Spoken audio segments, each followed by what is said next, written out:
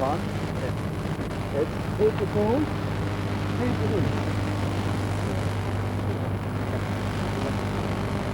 Heads called and heads wins the toss. Amir Sahel, what are you going to do? We're going to bowl first in this wicket.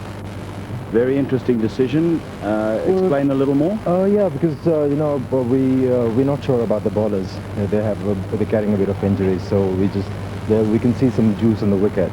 So we just want to extract anything we can. Yes, the pitch has a little bit of grass that is standing up, hasn't it? Yeah, so it'll be good for the bowlers since we're playing with 3 fast bowlers. So we just want to take some advantage of it. We know it's going to be difficult to bat in the last innings, but the thing is we're very confident about our batting, and the only worry we have is the bowling. So we're going to try and bowl first now. An exciting time for you to captain the side? It's not exciting time. It's the biggest honor for anybody who's representing his country to be the captain. It's like the big day for me. You've had a very traumatic few days. How are the boys feeling? Well, the boys are calmed down a bit now, and they're looking forward for this test match, and I think they're going to come out strong in this match. You've also had a lot of injury problems. Well, that's the main worry, and well, we have to go and play the test match. We have to leave it out of our system, and we just have to concentrate on the game now. Good luck to you. Thanks a lot. Gary, your first opportunity to captain South Africa, a great moment for you? Yeah, it certainly is, Trevor. It's a great honour, and I'm looking forward to it. It's an added responsibility for me, but I'm really looking forward to the challenge. You lost the toss. What would you have done if you'd have won it? I think we probably would have batted, so I think we're going to be relatively happy with that, and we'll see how we do. And the South African side, obviously, they've had this wait. How's the feeling been? Yeah, it's obviously been a little bit unfortunate for the Pakistanis, but hopefully they've been able to come through it, and you know, we're looking forward to playing cricket, and hopefully it'll be a good test series. So you're batting, you've got a very strong batting side with Herschel Gibbs having come in for Brian McMillan, looking for a big score. Yeah, I mean, that's what test cricket's all about. We've got to try get up into the 400s in the first innings, so you know, it's up to the batters to apply themselves and put in a good performance. What do you think of the pitch? I think it looks all right. There are quite a few cracks in it early on, but I think that will be exploited maybe later on in the match, and I think it looks all right to bat on at the moment. The first session, though, is always vital at the Wanderers, isn't it? You can get through to lunch with having lost 1 or 2, you're okay. Yeah, you never know what happens in the first session, so it's all wait and see. Good luck to you. Thank you very much.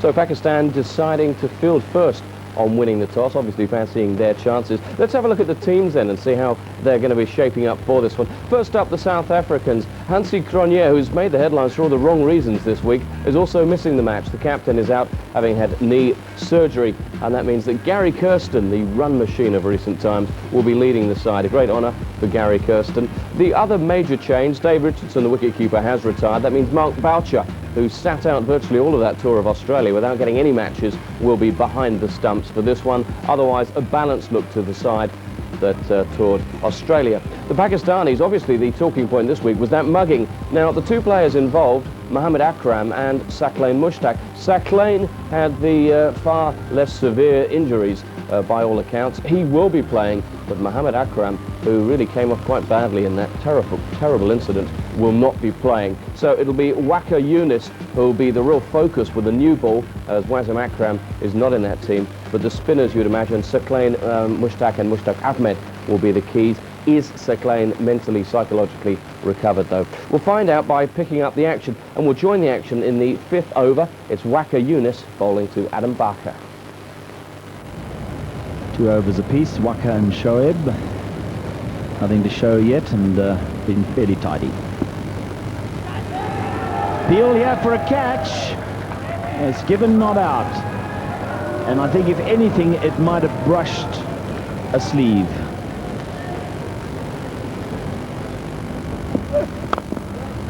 Well up to him, plays it nicely. It's fast, this outfield, and I think that's going to win the race to the boundary. Only just, but it's beautifully timed and placed.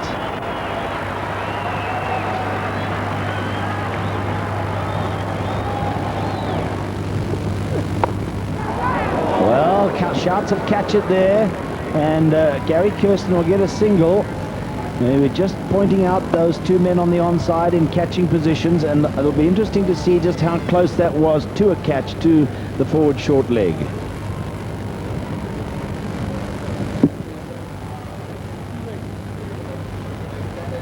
Yeah, just a little bit to his left. Would have been a brilliant effort had he taken it. But some good bowling to his field very well.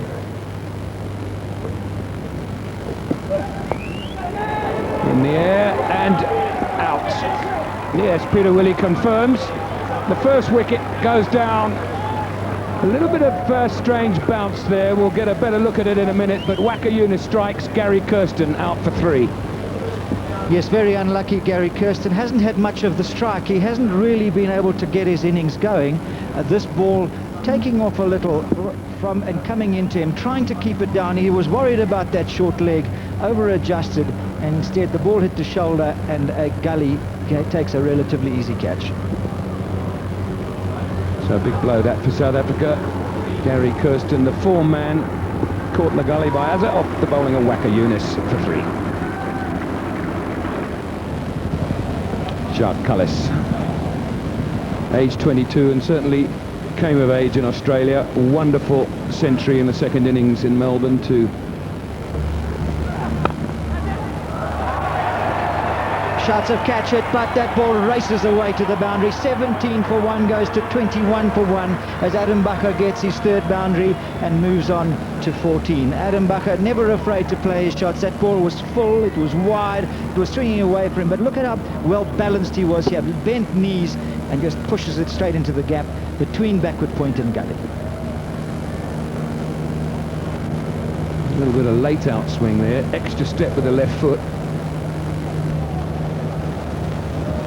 But I think pretty well controlled. Clipped away. Long chase for Waqar Younis, and he gives it up. 4 runs to Adam Waqar. That takes him on to 20, and the score to 29 for 1.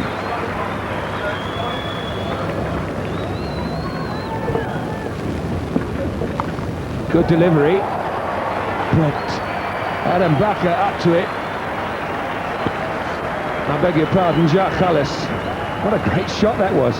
Yes, it didn't come off now. This is exactly what we've been saying. The ball didn't come off the pitch fast enough. It was a bouncer, and Waqar Younis did dig it in. But look how slowly it came in. And Jacques Kallis picked it off his nose so well. Timed it slightly low on the bat, but into the gap.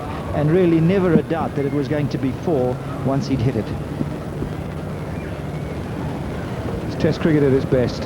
One of the world's great fast bowlers against a young man whose Test career is still way out there in front of him.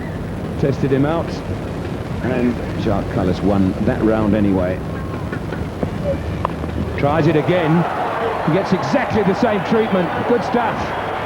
Well, he ran in there so much faster than in the previous delivery, but I'm afraid the pitch isn't helping him very much.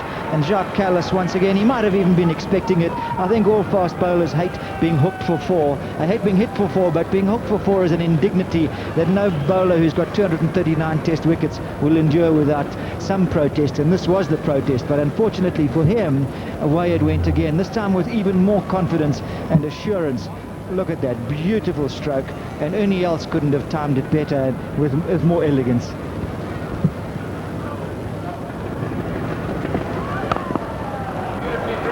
Beautifully driven, but very well stopped by the captain. Trevor, Adam Waqar has been confident since he came in. He's prepared to play anything up to him. Look at the ball he played. Again, he's up. He's prepared to drive anything up to him, and he's really confident. I hope he keep it. He still needs that 100 behind his name.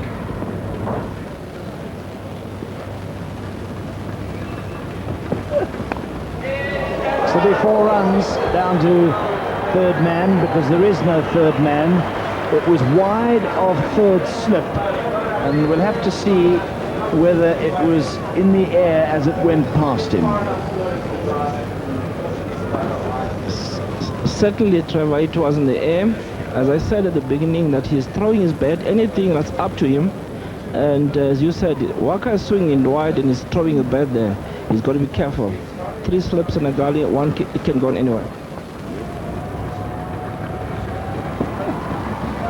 Oh, playing and missing, and Waqar aware of the fact that that was again close to the edge.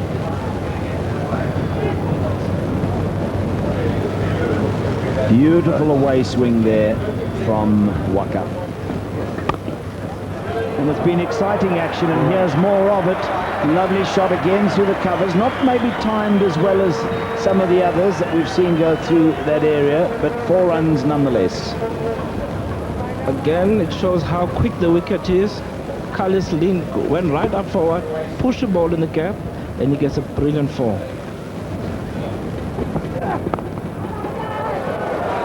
Well, that's 4 runs. Shouts of catch it. Brings up the 50.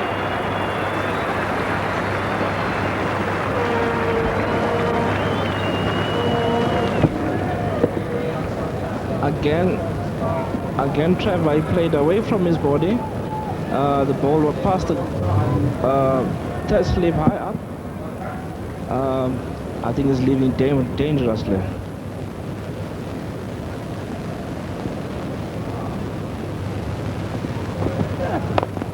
He goes for this one. It's up in the air, and there's a man under it, and he's gone. He is caught by the short leg. Mohamed Wazim went for the pull again. He's brought it off on 2 occasions with success. Once again, fed him the short ball. He went for it and succeeded in only getting a top edge, and the second South African wicket is down. Certainly, Trevor, they've picked it up. That anything short is going for it, and this was outside off stump, and he pulled it from that side. He got a top edge, went right up. See, there it's been taken. Yes, there's the short leg getting underneath it. Not easy with a helmet on to keep your eyes focused on the ball for that length of time, but he never took his eyes off it, made the catch safely, and out goes Jacques Collis, caught by Wazim of Shoaib for 15, and South Africa 56 for 2.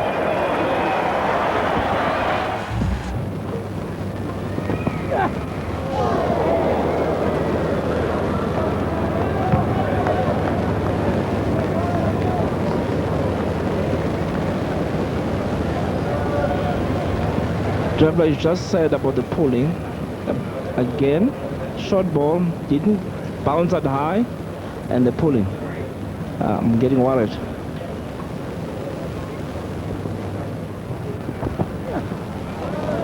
And tempting him again. That was a very nice bouncer. That was a good one.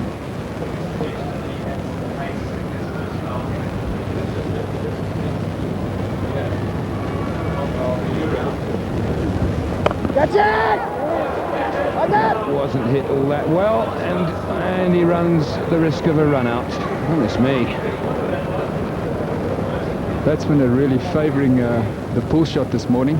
Some of them have been played very well, but others not quite so well. Adam Bakhe, the ball skidding onto him a bit, didn't get hold of it.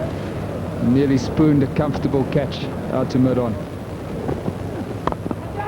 Full in the air for a little while, but I think it'll run away for 4, and does.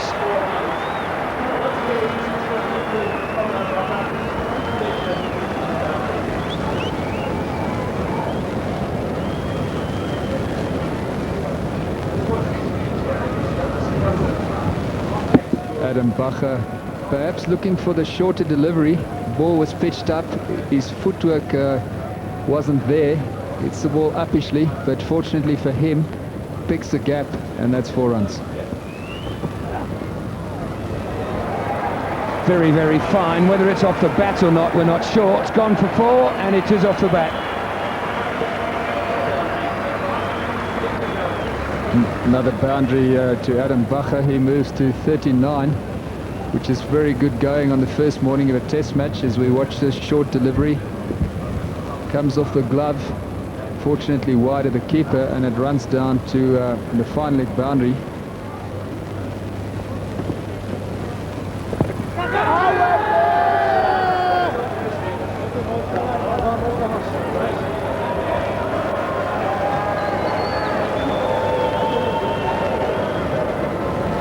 See plenty of that in day 6. Cullinan again aiming in the direction of square leg. Very strong appeal by Pakistan. Cyclone widely regarded as one of the best finger spinners in the world. You will enjoy the extra bounce that West Wanderers pitch offers. That's, of course, if he pitches it, or when he pitches it.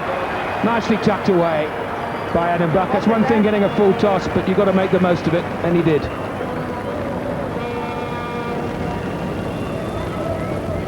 Good placement by Adam Bacher. Finds a gap between mid-on and mid-wicket for a batsman of international stature. That is certainly meat and drink.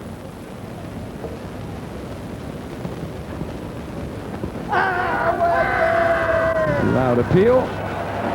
Let's have another look.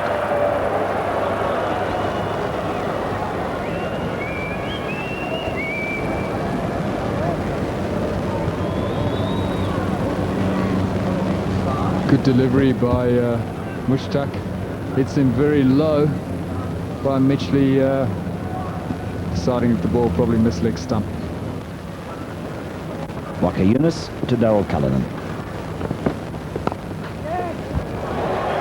And immediately it's going to be 4 runs down to third man. There are only 2 slips in the gully in position now, not 3 slips. This was more controlled going down to third man as it was along the ground. Yes, he played it with soft hands. Of course, it's the Klusener from Waqar Younis. So even though it did leave Daryl Cullinan a fraction, you could see it hit the bottom outside edge of the bat, going perfectly into the gap. And frustration for Waqar Younis, who has decided to continue to bowl from the golf course end and use the gentle breeze that's going across the batsman to help his outswing.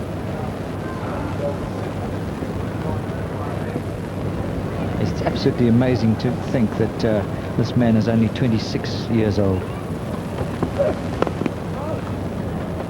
Played quietly on the onside, no run, so the first over after lunch, it's 80 for 2.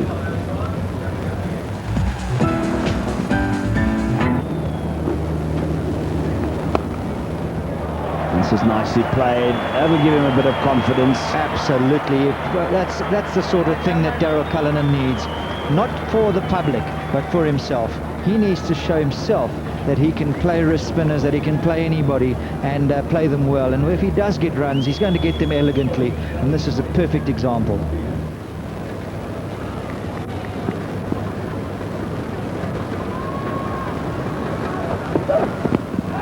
Field for LBW and the fingers up.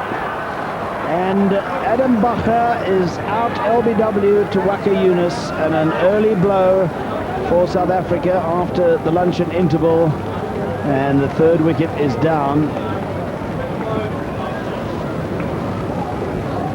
Well, Waqar Younis made an obvious change in tactics. He decided to run the ball back into the right-hander and has achieved success.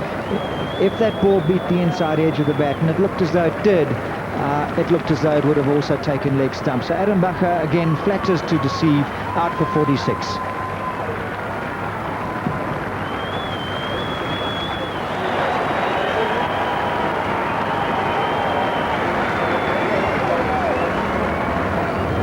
Mushtaq Ahmed continues to Daryl Cullinan. Cullinan drives and drives well. I think he might get 4 runs here. There's a man out in a sweeper position almost, but he couldn't get around to cut that one off.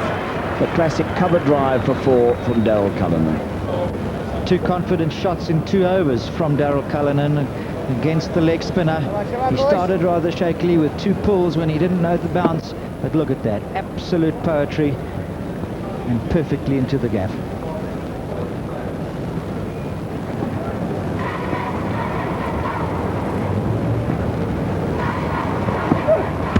Bowled off stump out of the ground,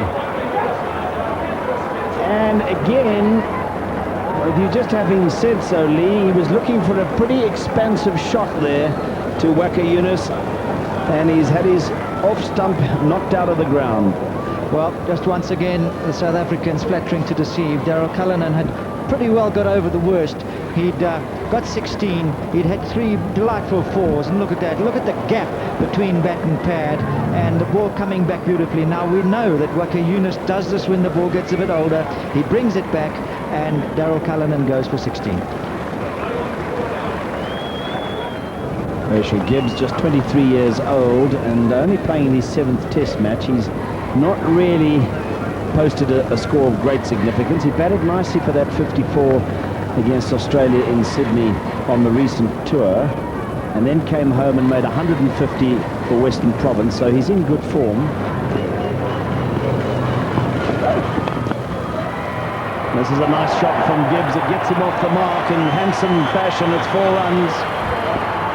Well, it also breaks the deadlock of nearly 3 overs, 3 maiden overs. So South Africa 95 for 4.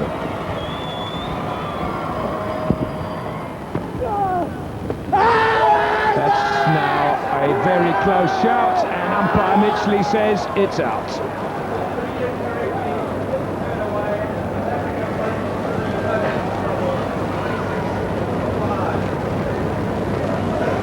Very loud appeal there from Mushi.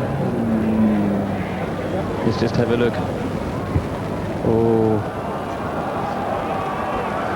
It was a decision had to be made, wasn't it? That Cyril Mitchley had to know that the ball had turned back in enough to hit the off stump. More about that in a moment. 96 for 5.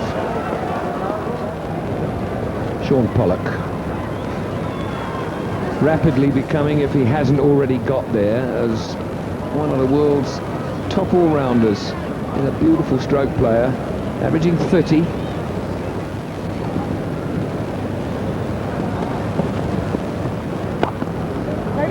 Lovely shot there from Andrew off the back foot. That's what I think what you're tending to look for a leg spin is when he drops it short, you can get onto the back foot and cut. And with Shane Warne it's a little bit more difficult because he's got the flipper which could undo you. But with Mushi, that's what I think most batsmen are tending to look for, the short ball. In the air, and I thought I heard something. Umpire Mitchley didn't.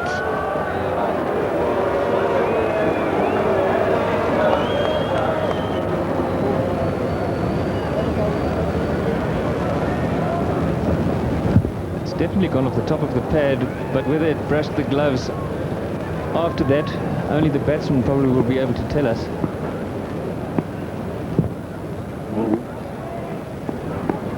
And Shoaib Akhtar from the golf course end. No ball. No ball called, and it's been nicely played past the square leg umpire.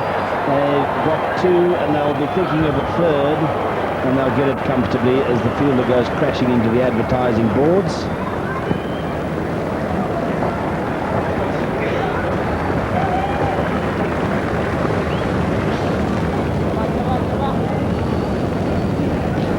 Very good shot by Sean Pollock. His balance is absolutely perfect as he works the ball off his hip through that vacant mid-wicket area.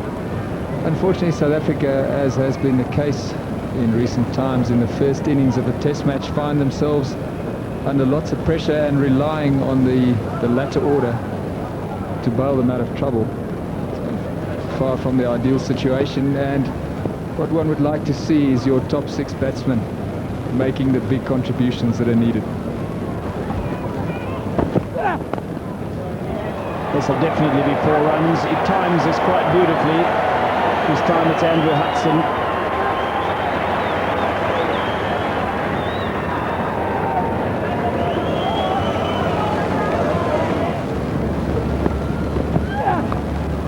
Edged and dropped at second slip. Syed Anwar. Oh dear, as slip catches go, that was straight into the bucket. Well, a slip catch is never an easy one, but by test standards, that should have been caught very easily. It's a very important time during this test match. Pakistan made the controversial decision, as we just watched Sean Pollock just play away from his body slightly. It was a good delivery moving away, and it just never looked like being caught. But as we said, it's a very important time in the test match. Akhtar again, and away swing there, another one dropped, and he's going to get a couple of runs. It won't go to the boundary for 4.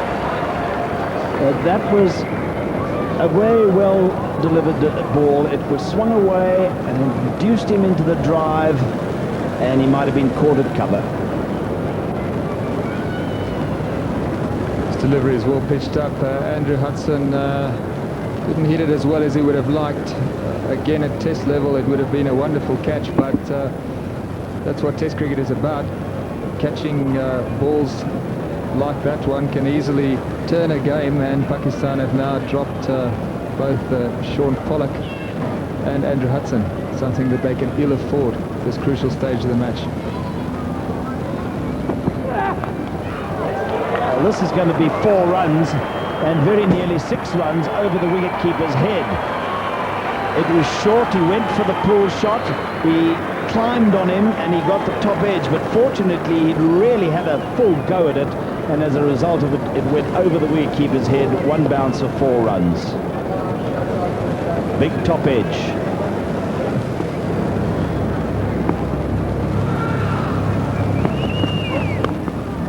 That's nicely played, beautifully timed by Pollock. It's a chase for both fielders, but I don't think either are going to make it, and they don't. That was a lovely shot by Sean Pollock, coming in the front foot, angling the ball well between the 2 fielders in the covers. Get a beautiful 4. Front foot right across and playing it on the up. Good shot. That's sore. That's very sore. Yeah, bat's down, gloves are off. Take a breather, Sean. He's hit the fleshy part, I think, of the inside of the leg. Or was it, as they say, the nether regions? Very much so, the nether regions. I don't think any cricketer would have liked that on a Valentine's Day.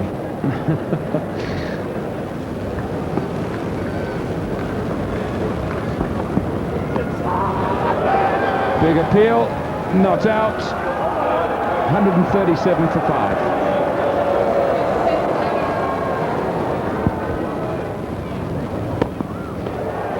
That's a good shot. It's the first time that Mushtaq's really tossed it up there, and Andrew Hudson made the most of it.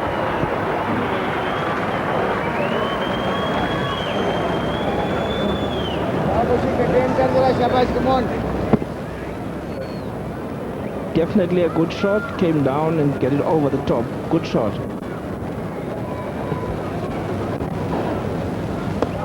Well bowled. Brilliant comeback from Mushtaq.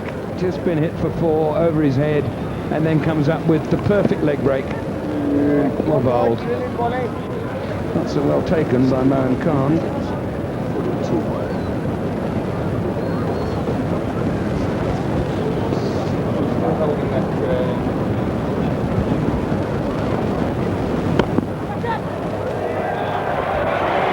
Well, Hudson, almost with disdain, hits that back down the ground. I didn't think he timed it very well to start with, but it got there very quickly. Nice shot, and that takes us to the highest partnership of the day.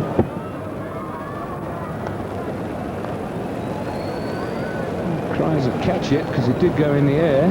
Superbly timed.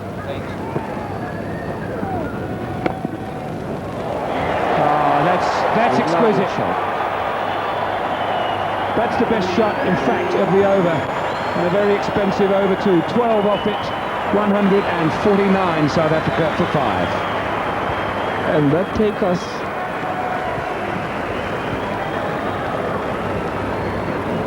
take us to 50 partnership. 31 by Hudson and 21 by Pollock.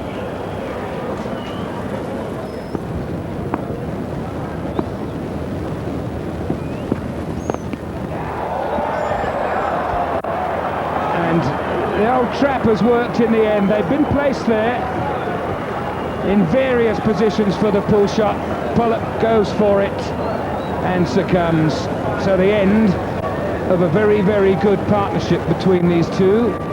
But South Africa in lots of trouble here at 149 for 6. Not properly timed, and a simple catch to backward square leg. Sean Pollock will be livid with himself as he makes his way off the Wanderers Stadium. And a lot of work to do, South Africa. There is a lot of work to do indeed. 149 now for 6.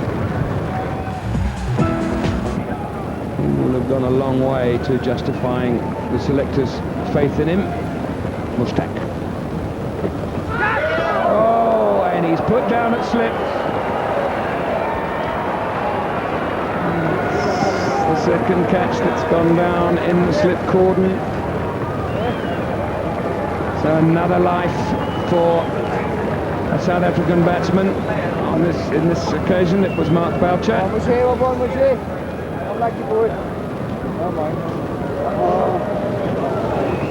Didn't read the googly.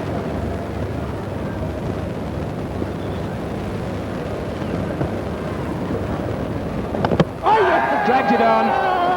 Big wicket that is for Pakistan. Hudson, the one man who was beginning to just put a few runs on the board and play some good shots against Mushtaq, and a soft dismissal in the end as he drags that ball back into his stumps.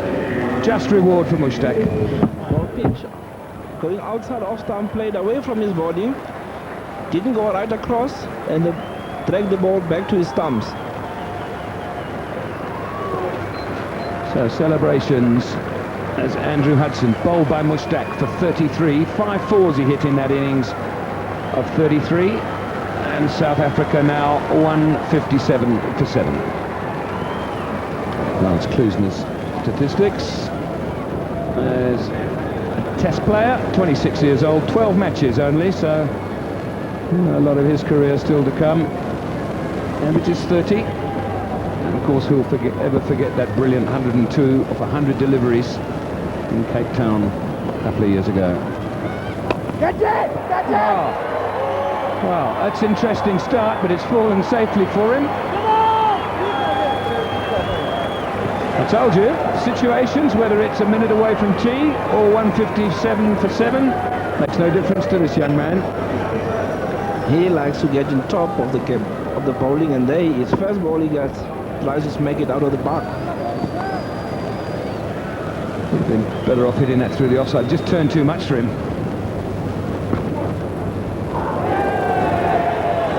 Well, there's an appeal there for a catch of the wicket, and Azhar running right down on his way to congratulate the wicketkeeper, but the umpire Peter Willie's having nothing of it, so it's 166 for 7.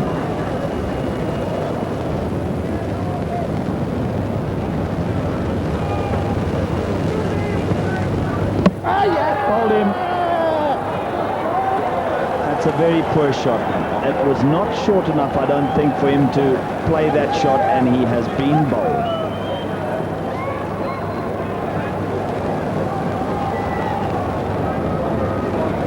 Here's the product of a perfectly directed and placed leg spinner, and he succumbs to the pressure of a few runless balls.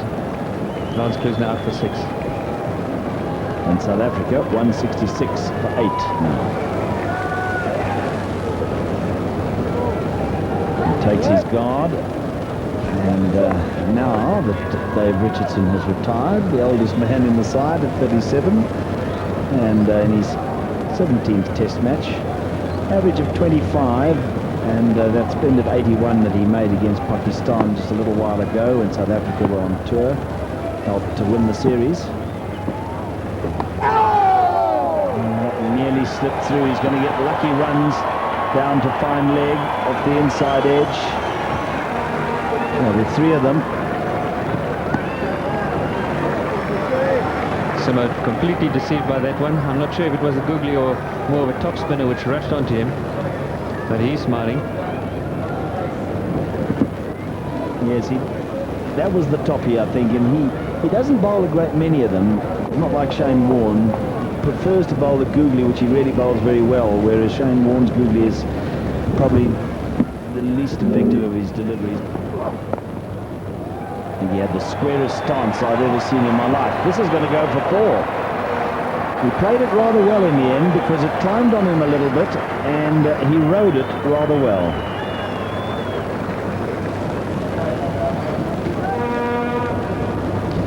He plays this with very soft hands. And although it comes off the edge of the bat, or the shoulder of the bat rather, it goes away for 4, rather than finding the ball settling in one of the slip's hands or the keeper's hands. This is that wicket from square on of Lance Klusener, which gives you a good indication of that ball not being nearly short enough for him to play that sort of shot. This has gone high, high, high. And is it going to be a catch? It's not. It's going to be 6. I think he might even have caught it, but he's gone over the boundary. That was an unbelievable effort. He never took his eyes off the ball, and he wasn't conscious of where the rope was or where the advertising boards were, for that matter, and he could have done himself a terrible injury. Quite a remarkable catch, but over the boundary. Quite definitely a top edge here, and their fielder does remarkably well still to catch it. But it was always going to go for 6. No chance of staying in the field of play.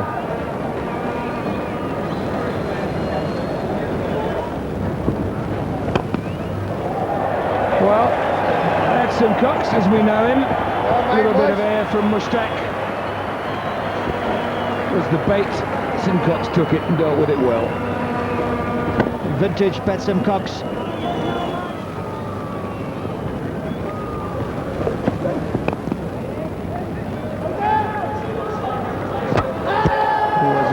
He's well in. That doesn't even require a third umpire. Normally direct hits do. In fact, in the old days, before the third umpire, direct hit almost was certainly out. A brilliant bit of fielding, one has to say. You can see here he really wasn't looking to the run, and it sounded as though Pat Symcox called for the run, but Peter Willey in a good position and a great throw, almost looking at one stump. That's through, and we'll go for 4. It's a good shot. Excellent stroke, just the sort of thing to get him some confidence as he moved into the 20s. He's now on 23, and it's the sort of way you've got to play a spinner. You can't be too passive. Look at that footwork, super, got back nicely, good balance. That could be the shot of the day. An absolutely superb cover drive after being beaten a couple of times and really unsettled last over. Pat Symcox stands up, hits through the line, and it races away to mid-off. Again, the advantage of height. Key words from Lee Irvin there was stand up. Look at him, absolutely upright, feet almost together, but the bat perfectly straight through the line of the ball. Symcox has no regard for this man. Whether the ball will get there or not, it's going to be touch and go. It does. Well, there we go. He was correct in assuming that the first delivery would be a warm-up and would be of half pace, and what a fine way to bring up South Africa's 200. They've faced 370 balls to do it, but look at this. That wasn't a bad delivery at all. It was on a reasonable length, was leaving him, and he just wafted it away with that huge straight bat of his. There's just no better place to hit the ball than straight. Now, he won't get any runs for that because that's evasive action. Oh, he will. Well, he did take evasive action. It nicked him on the elbow, and it went for 4-leg buys. So the action that he took in smashing the first ball over the bowler's head induced him to go around the wicket for the second one. Edged and put down again. Well. Waqar Younis is furious and has every right to be. South Africa 205 for 8. Pakistan's fielding has been woeful. Yes, that one really looped to him at second slip. This was a fine delivery, and once again Mark Boucher playing a loose stroke. It was high, but it looped. It wasn't fast at all. Trying to go with 2 hands when he could have gone with 1, or perhaps turned the hands the other way around, almost like a baseball catcher. And superb effort by Waqar Younis is wasted once again.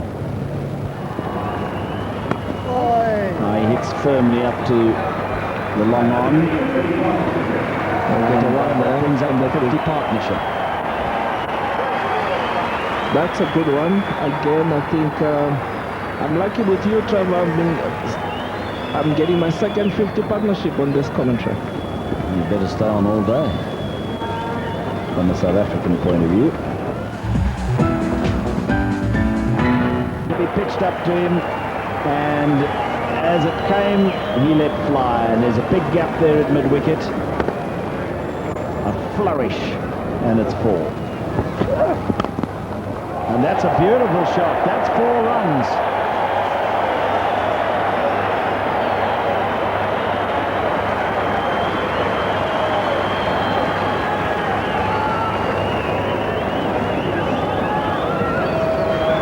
That's a nice shot. Straight up through his bat into it, straight past the bowler. Brilliant shot. It's all very well saying, well, it was a full toss, but you've still got to place the full toss, and Symcox plays with the full face of the bat there.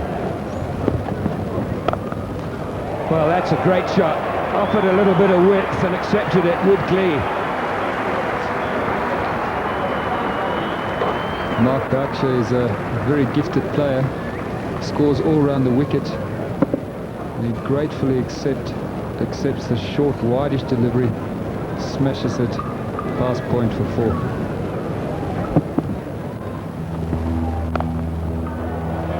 That's struck away, and that'll get to the boundary. 4 more to Symcox, 4 more to South Africa.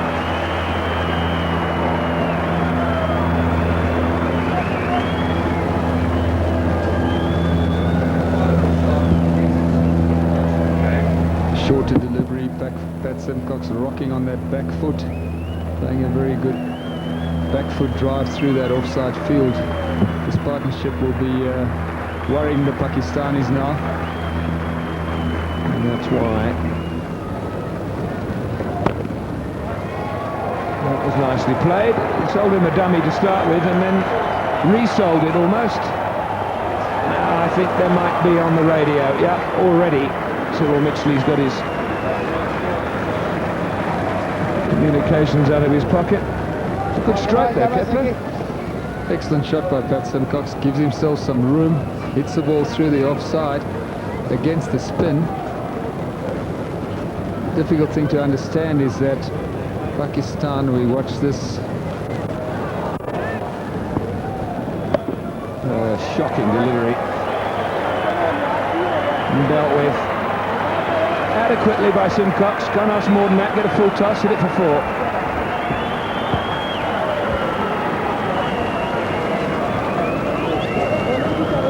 Pat Symcox doing what most international batsmen anywhere in the order will do, dispatching very friendly full toss on leg stump to the boundary.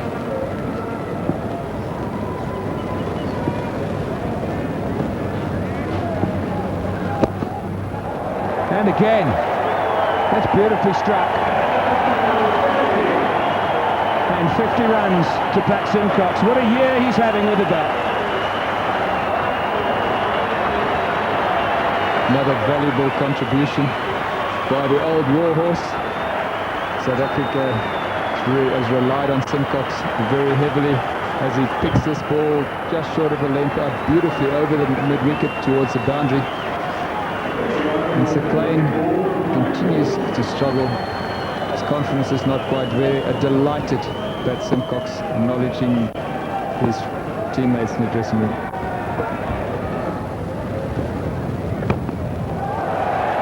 That's hit high, handsome, 2 bounces, 4 runs. What a good over for Pat Symcox and for South Africa.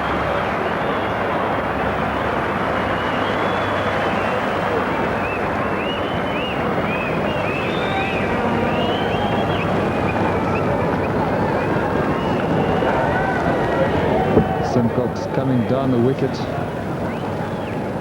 making sure that the ball clears the inner ring and picks a gap beautifully.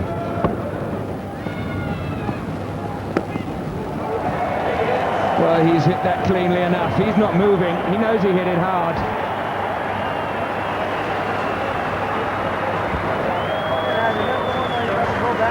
Symcox has just taken away the play from Pakistan. Ahmed drifting into middle and leg stump, dispatched ruthlessly over mid-wicket by Symcox. Oh, Let's have some more of that, said Patrick Symcox. That was a great shot.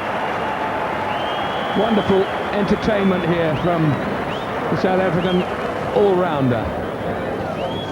Beautiful cover drive. That's Symcox's 12th four of the innings. Right from the word go when he came in today, he made his intentions clear. That was to dominate the Pakistani bowlers.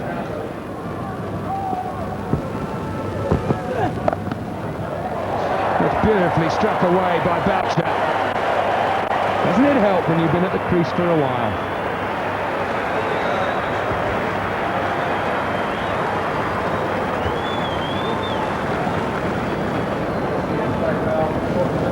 Drops it short. Mark Boucher into position very quickly. Boucher is known that he favours the hook shot, plays it very well. On this occasion, executes it perfectly.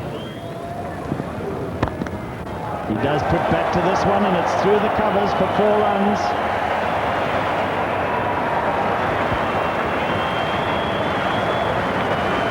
Valentine's Day crowd having a great deal of fun now. And this is the man who's given them the pleasure. Really been a superb innings by Pat Symcox, and epitomises the fighting spirit of the South Africans. And that's his 50. Well played, young man.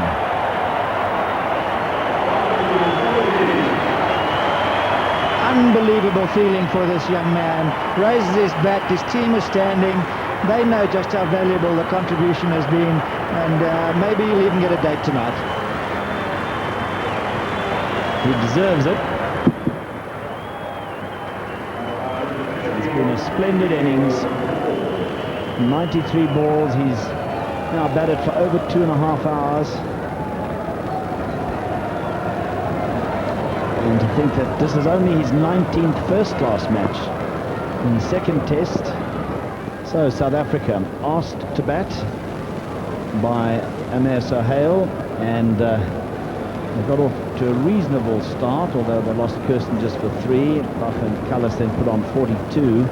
But South Africa eventually reduced to 95 for 5 and 166 for 8 before this incredible partnership between Mark Boucher and Pat Symcox. Boucher getting his first test 50. Symcox is 4 away from equaling his highest test score. Magnificent partnership of 130 between these two for the 9th wicket. It has rescued South Africa. And once again, it's low order that has had to do it, and that's the telling one. It was a good 53 between Hudson and Pollock, but this 130 has swung things round for South Africa. Tremendous bowling from Waqar Younis, and he was fast. Picked up 3 for 58. Shoaib Akhtar bowled better than maybe his 1 for 68. He bowled some very, very fast deliveries. Azhar was tidy, and little Mushtaq Ahmed 3 for 67, 3 for 66 from 27 overs. He really did bowl very, very well indeed. Well, a fascinating day's play. 296 for 8. A great part. There's the first ball of the day then. Akhtar to Boucher. That was very much a loosener from Shoaib.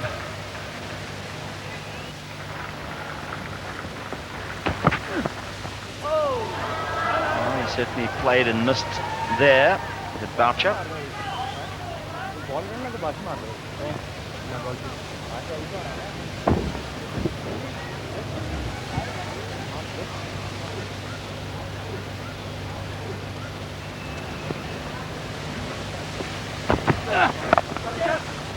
And the first run of the morning. Always a relief to get started once you've been in overnight. But just looking at the Pakistan bowling attack, one can't help but feel that Wazing Napkam would have been a very useful addition to this attack. It provides that left-arm variation, and along with Waqar, makes up a formidable opening attack. As we look at Akhtar following through. Nice tidy action. Yeah. That's well played. And it might go to the fence. He's pulled it through mid-wicket, and it's got enough on it to get there. 4 runs to Boucher.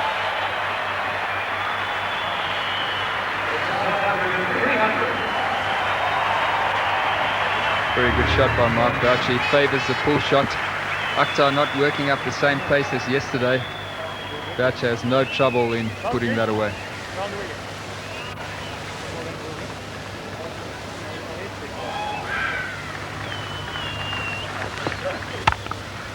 This is beautifully played. It's 4 runs.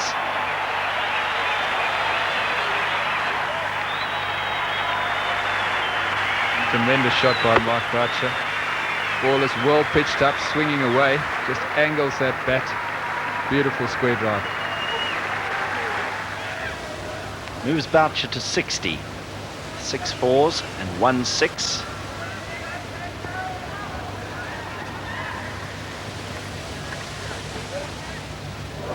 Well, that beat him.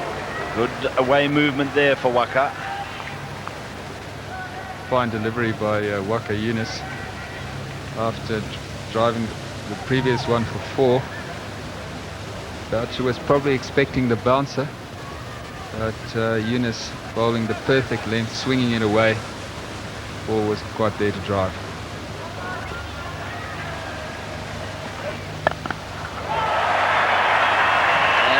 Well, he's not afraid to go for his shots this morning, and that's the second pull shot that he's brought off and got 4 runs from.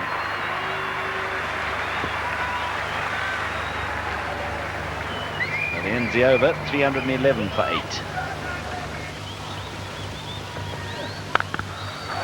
I'll take that. Bowl me a few more short ones and I'll deal with you in that way, and I won't move from the crease. It's 4 runs.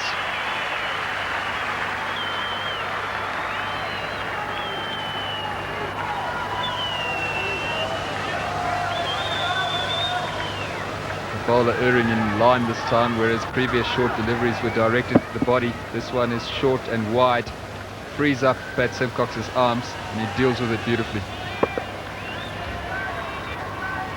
So he moves to 81, which equals his highest ever test score.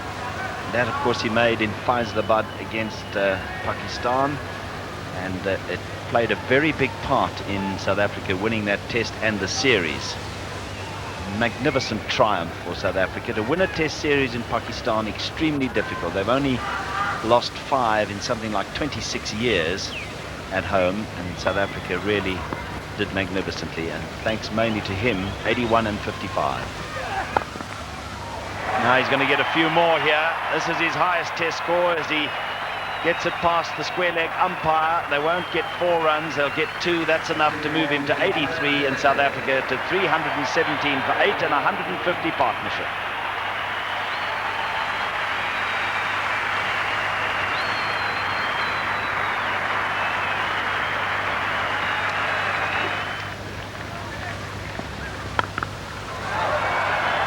Well, he's going to get 4 more runs. He was into position so early there that he actually had to wait for it.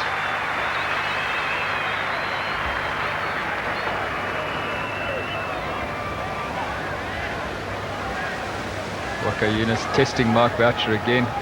Another short pitch delivery. He's very strong in that area.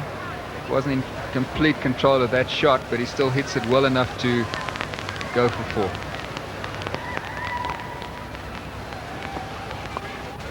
And he's going to get 4 more. 1 bounce over the wicketkeeper's head. Well, we saw Andrew Hudson get a boundary like that yesterday, and now Mark Boucher does, and that really will infuriate the Pakistanis, and particularly Waqar Younis. Mark Boucher being fortunate on that occasion. The ball was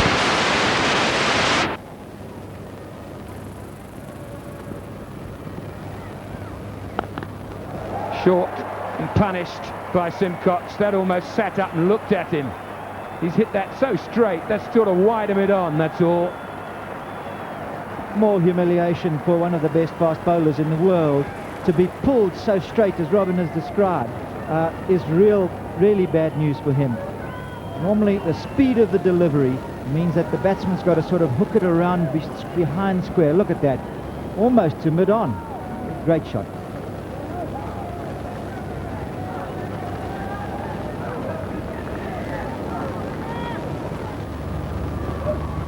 Does, and nearly gets a wicket. Well, I don't want to say I told you so, but it's about time. Say it, Robin, you were right. That was a very good delivery. Mark Boucher has shown that he's now in, and he's not inclined to leave the ball. But look at that late swing, and there it induced the false stroke, and just falling short of Inzamam at first slip. Fine cricket. And hopefully Mark Boucher is going to learn from this and be more careful with that front foot fly. Again, inducing drive Boucher cross with himself. But that's much better length from Waqar Younis. Something Robin and I believe should have been concentrated on far more. They've wasted too many deliveries. When you can bowl a ball like that, you can beat the best.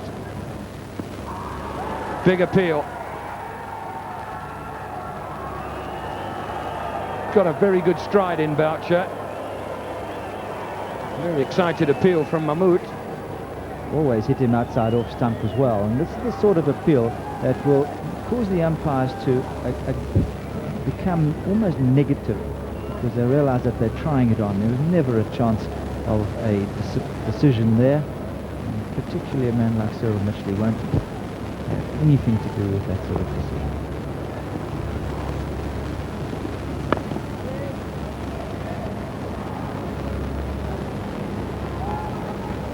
Mark Boucher just 4 away now from his highest first-class score, which, strangely enough, was scored against Pakistan only last week. How timely innings it was too, if the selectors were maybe wondering whether they should stick with him for this test match in the light of David Richardson's retirement. What a good delivery that was. Now, that's like facing a fast leg break. Yes, they've seen that he's been tempted fairly often outside the off stump, and this was really the perfect delivery. Well, it wasn't perfect because they didn't get the edge, but it could so easily have done so.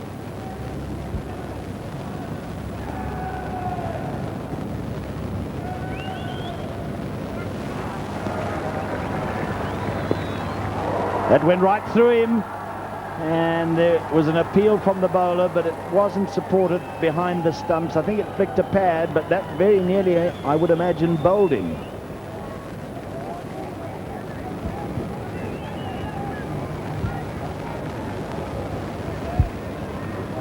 That cut back and was a bit quicker than the rest of that over. I think that's what beat Simo. It was a bit quicker. Yes, and it did come back, and it just hit the back 5. Now he gets it down to fine leg, and he gets a single. So now he's 3 away from the magic 100. But he's obviously looking a little tentative. He doesn't want to make a mistake at this stage. He's nervous, the nervous 90s. Well, when you're approaching your first test 100 and you're in the 90s for the first time, it is a very worrying time.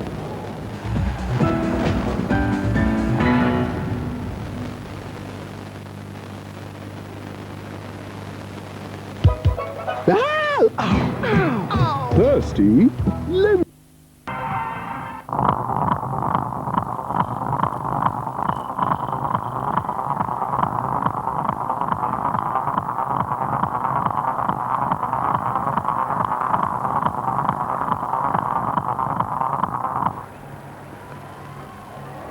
And that's another edge, and it's 1 more run. One more valuable run, Trevor. He's got under the skin of the Aussies. He's getting under the skin of the Pakistanis here today, but he's in the hearts of every South African supporter. And the way he's rescued South Africa here again, and he's done it so often, everybody, I'm sure, is willing him and hoping he gets there to that first test 100. There's a chance now because they'll scramble a leg by, which means that he will have strike. In fact, they're going to get 5 leg byes.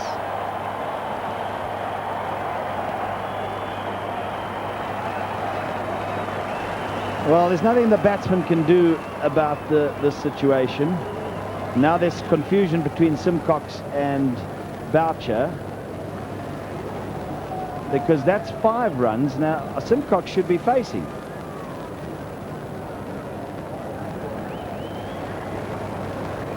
But surely Symcox should be facing. Well, I think things have gone wrong here. Symcox should be facing, and umpire Mitchley, because they crossed for the initial leg by, then there was a 4 overthrow, so they should be changed around. And I think Sohail has brought it to the attention of umpire Mitchley. And now Mitchley's calling Peter Willie over. It's very simple. They ran a leg by, and then there was the 4 overthrows. So they crossed, and they should be changed round. And now umpire Mitchley is going to set things right. Well, extraordinary. Imagine if Boucher had got out when he shouldn't have been facing. But now they've sorted it out. This is how it happened. Shy at the stumps. Now it hits Boucher there, deflects past the man backing up and goes for 4. Now, if it hadn't gone for 4, the batsman out of sportsmanship wouldn't have run. Let's watch Symcox. Does he get his 100? They're looking for it, and he's going to get it. He's got it, and he leaps in the air, and now he holds his bat aloft, first to his teammates in the dressing room, and to the whole of the Wanderers Stadium, and they've come to their feet. Patrick Symcox has made his first Test 100, and how richly deserved. What a moment for Patrick Symcox.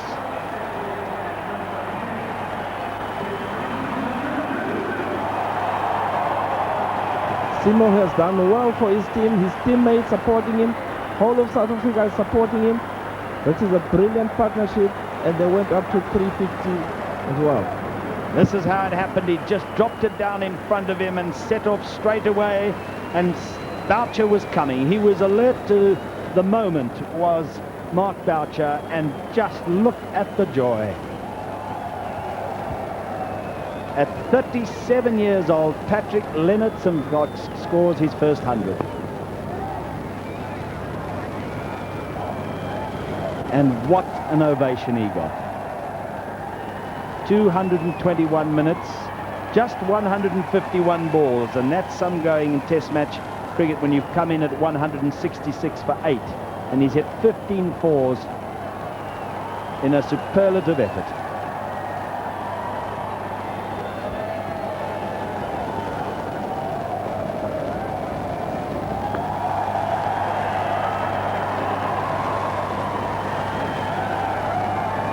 Well, the crowd, as much as to relieve the tension that they've lived through, now trying to get the Mexican wave going.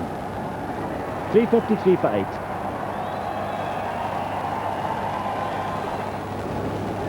Well, we keep wondering when will it be the final season for Symcox, but he's a tough old character, and thank goodness he's got a Test 100 before it's all over.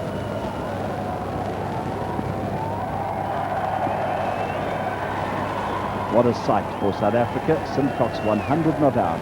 Boucher 76 not out. 353 for 8. And Symcox now gets 4 runs through the covers. And I think those 4 runs take us to a new world record for the 9th wicket partnership.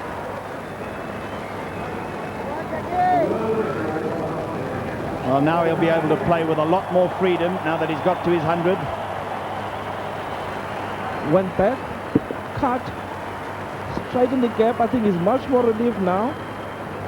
Feeling great.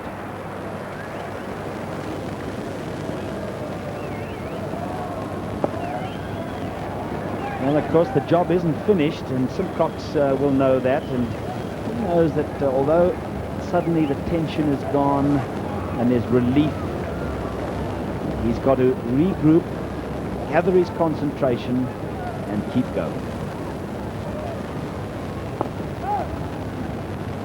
Have other objectives, changes all the time.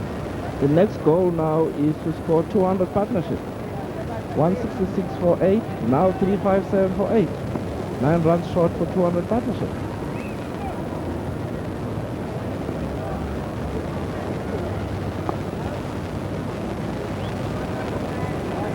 Well, he's doing the sensible thing. He's just regrouping by just patting them back to Mushtaq.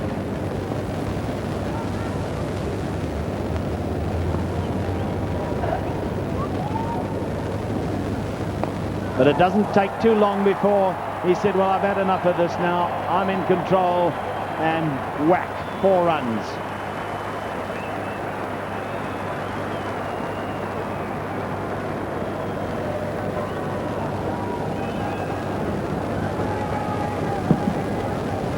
Didn't quite hit it where he wanted to hit it. So a big milestone for Pat Symcox. And indeed for Boucher, got his first Test 50, and together they now hold the world 9th wicket record. 195, improving by 5 on Asif Iqbal and Intikab Alam's effort at the Oval against England in 1967. 2 Pakistanis who held it, and now it's been taken away by 2 South Africans against Pakistan. Yeah, well, it's exciting to see the 10th partnership getting at 166, staying together until close to 100 partnership. Boucher has been becalmed while all this has been going on. He hasn't scored for half an hour. He's only scored 4 runs, and this might be the end, and it is.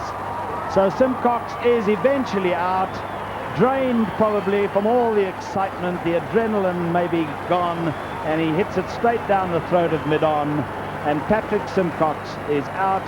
But what an incredible innings it has been from him, and it has ended quite tamely in the end as he hits it straight down the throat of mid-on off the bowling of Mushtaq. And he knows that it was a bit silly.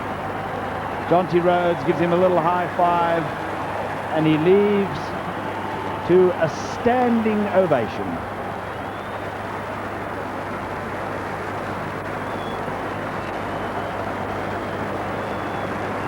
What a moment for the 37-year-old Patrick Leonard Symcox.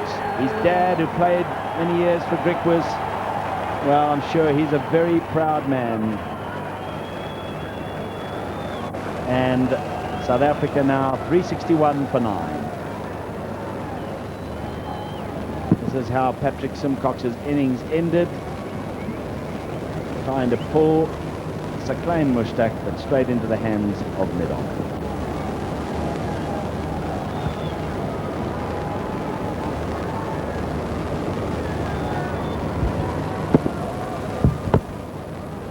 Miscued it.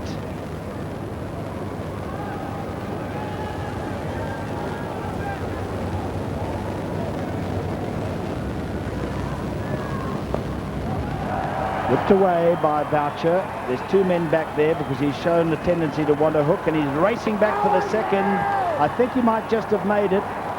Umpire Peter Willey is going to ask Dave Orchard, the 3rd umpire, to adjudicate on this one, but I think he is probably home. It was a good return, came in very fast and flat. And Boucher is a young man, he's 21 years old, he's pretty fast. Unfortunately, keeper Moyen Khan had to fetch it from a long way, and by the time he got to the stumps to break, he was home. So 2 more runs to Boucher, he's 78.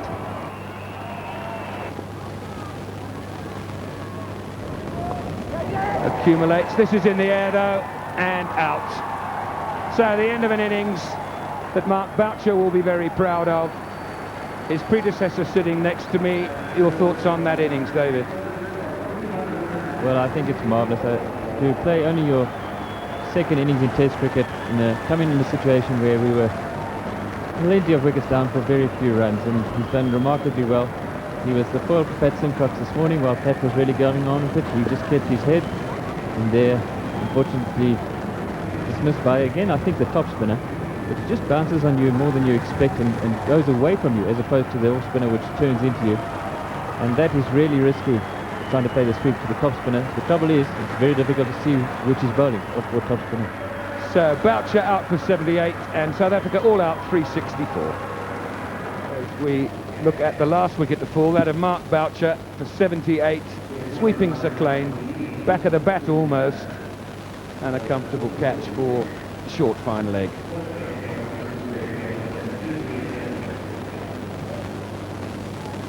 Amazing to see how he bowls that top spinner of his. It's almost impossible to read as a batsman. If you're watching television in slow motion, you can perhaps see that the ball is coming out slightly differently. His angle of his wrist is slightly different. But it's a nightmare trying to face him, especially in a one-day game where you've got to get after him.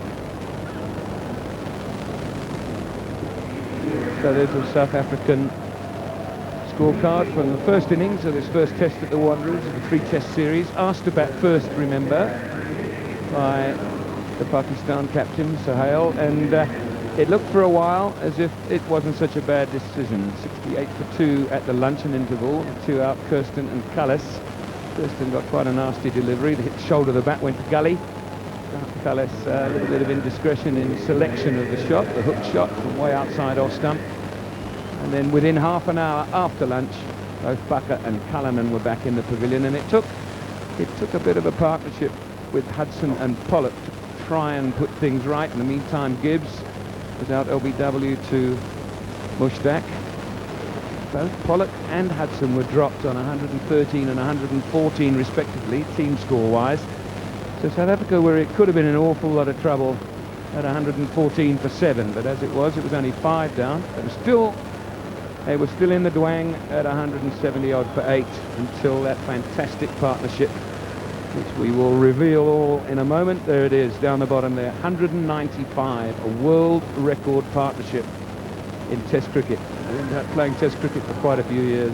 Mark Boucher and Pat Symcox got South Africa out of what was a very big hole indeed, and into a position from where they can push for victory.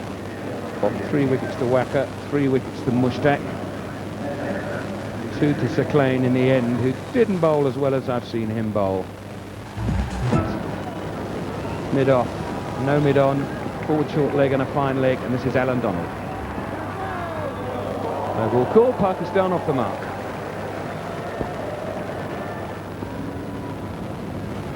Confirmation with the no ball, it's a big one. And there's the little flap outside the off stump. That's nerves more than anything else.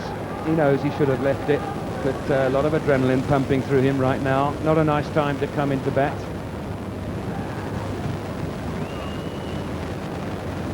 It'd be so nice if you were in control of your actions all the time, but it's just impossible.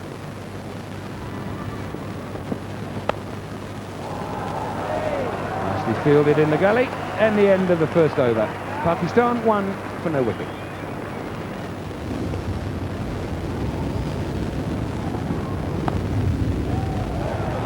Fielded. Herschel Gibbs is exceptionally quick off the mark. It's a nightmare trying to mark him in touch rugby games.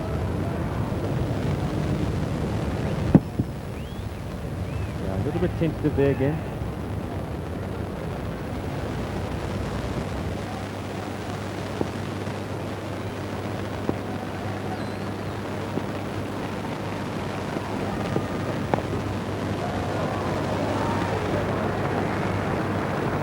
Herschel Gibbs in an unfamiliar position, in fact. Up slip, or gully rather.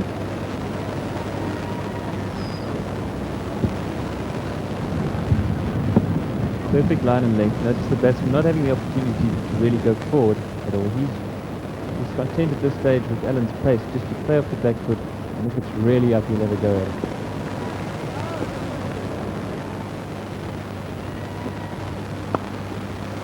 That's 4 runs. He likes to play that shot, and the South Africans won't be too sad seeing him play it, because there are 4 slips and 2 gullies. Yes, he loves the cut, and that one didn't bounce very high, and I think Sean Pollock will exploit the extra bounce coming from the cooler drive in very shortly. Good position there, and no man back at third man, so no problem.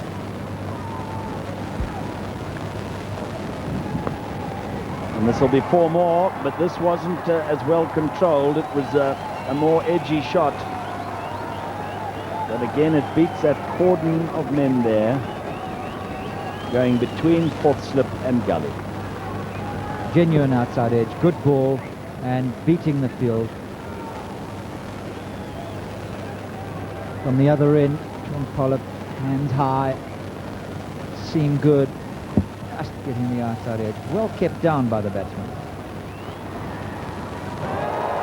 Is he caught this time? I think he is. He's out. Up goes the finger of umpire Cyril Mitchley. Well, he had a waft at one earlier, which he missed. This time, I think it might have just brushed a glove. And a nice catch by Mark Boucher, his first victim in Test cricket. Agility shown, but look at the delivery, whether it hit the leg or the glove. Watch here, umpire Mitchley decided it hit the glove. It looked as though it hit this shirt. Well taken by Mark Boucher, but rather a fortunate dismissal by Sean Pollock. So the Pakistan captain, Emir Sohail, is out, caught behind off the bowling of Pollock for 12, and Pakistan are 15 for 1. The new batsman is Ijaz, and this is why. Now, what did that hit? The umpire Mitchley believes that it crushed the gloves. Good bit of wicket keeping, and what do we see there? Was it the gloves or was it the shirt? Extremely difficult because the hands and the gloves were covering the ball. This is caught, no doubt about that. And Alan Donald has got another one. And it is Syed Anwar who is out, caught in the slips. And suddenly Pakistan are 15 for 2. And Anwar has gone. Great delivery by Alan Donald, forcing the batsman to play as it left him. Left-hander's traditional weakness being exploited to the full. Thick edge and a good catch by Daryl Cullinan at first slip. Straight to the first slip, and Syed Anwar gone for 2. Well caught by Cullinan of Donald, and it's 15 for 2.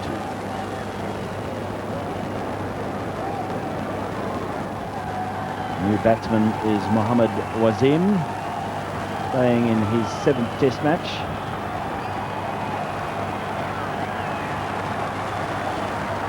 That's the wicket of Syed Anwar. Well caught by Daryl Cullinan, deep at first slip, but it flew off the bat, and he took it very well.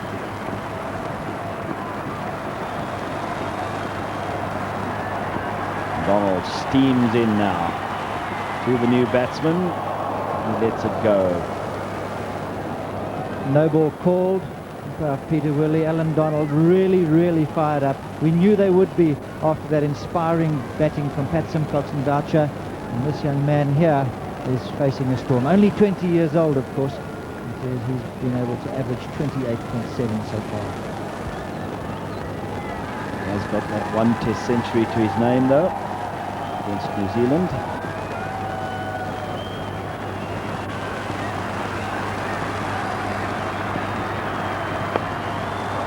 Past the short leg gully runs to retrieve, and Mohammad Wasim's off the mark.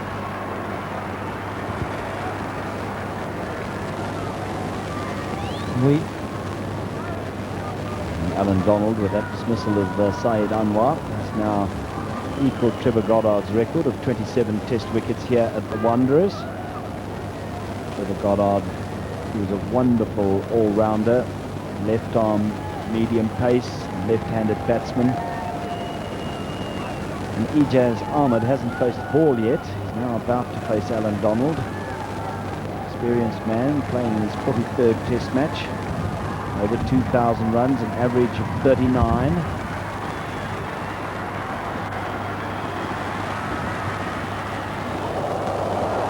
This is going to be 4 byes.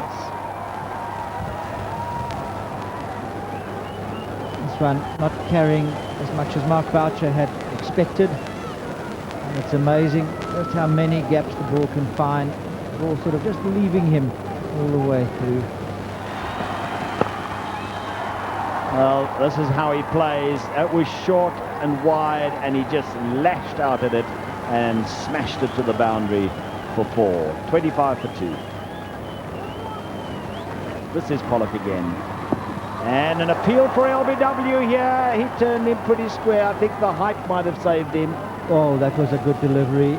Cyril Mitchley always can. Just working it through the onside for 4. That's upish, but just through the gap between gully and third slip. Closes the over off at 36 for 2.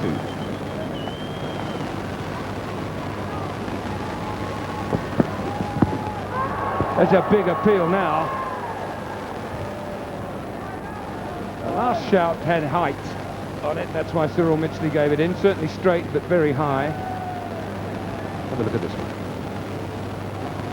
Ahmed having all sorts of problems getting himself in another tangle as he goes right across. Oh, benefit of the doubt, possibly going over the stumps. Get a side-on view. Just going over the stumps. Played like this in Pakistan, Clifford. He got so far over to off stump, didn't know where his wickets were. That's another good delivery. Actually almost feel that it isn't worthwhile having a leg slip or a leg gully, because if he makes contact with the bat, it's got to go on the onside. Well, just looking at Ijaz's head, it's going so far over that he's giving himself no chance of making contact with the ball, and his balance is incredibly bad on this occasion.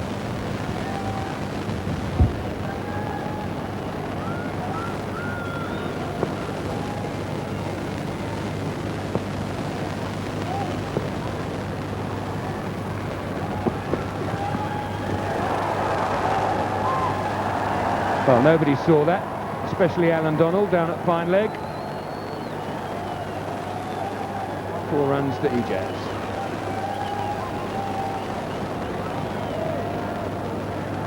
Pollock digging it in short. Ijaz in no control of that hook shot, but unfortunately Alan Donald on the boundary unsighted. He just gets a fortunate 4 runs.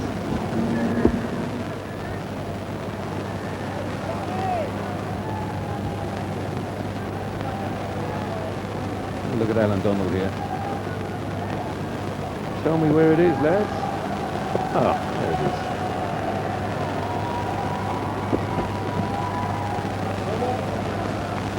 is. The over 40 for 2, Pakistan.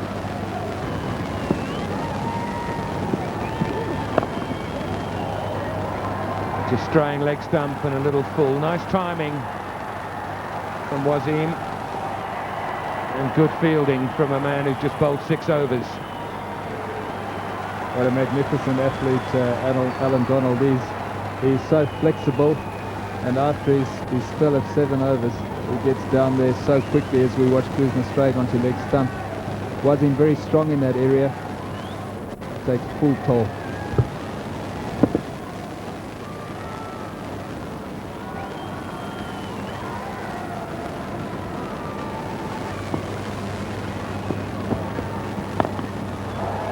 Not perfectly timed, just got a bit big on him, but hit it hard enough for 4. So Wasim moves into the 20s.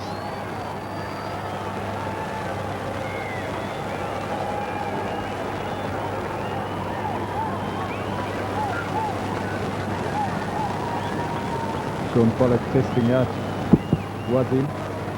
Gets onto that well enough. There's no mid-on fielder, so he places it very well. Wasim has come in and he's certainly been prepared to get into line. Very, very strong onside player.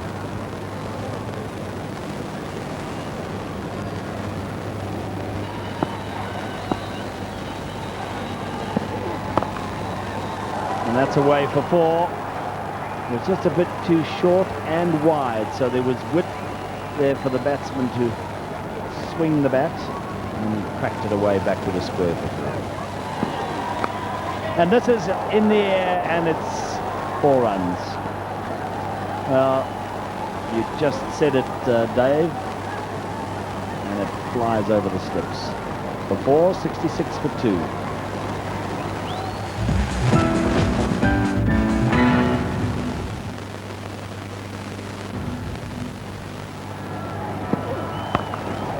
And he got hold of that one, 4 runs. He was quickly into position for that short delivery from Cullis, and he's hammered it in front of square for 4. Beautiful shot from EJ. He's played some incredible one-day innings this, and he must have a fantastic eye. So his weight perfectly positioned and right in front of square. Lance Klusener from the golf course end to Wazim. Drives handsomely, 4 runs.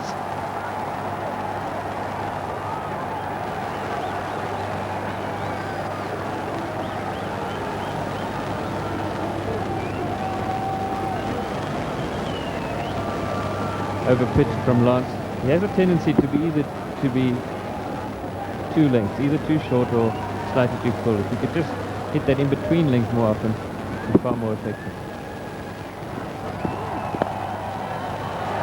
And this is 4 more, past Pat Symcox in the gully.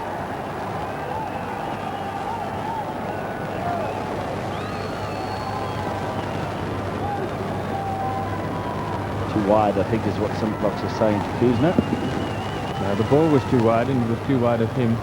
It really flashed past him, and even when you're at your freshest, those are difficult to catch. But having scored 100, I'm sure that he's a little bit tired, and his reflexes won't be as sharp as they would have been in the first over this match.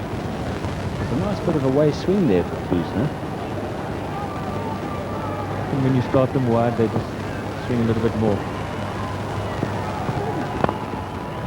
And that's 4 more. Over pitching again, and this time he hits him to mid-on for 4. It's good batting because at this level, anything that's over pitched, you've got to take advantage of. Graham Pollard told us at a training camp not so long ago that you've got to be a good batsman, just take.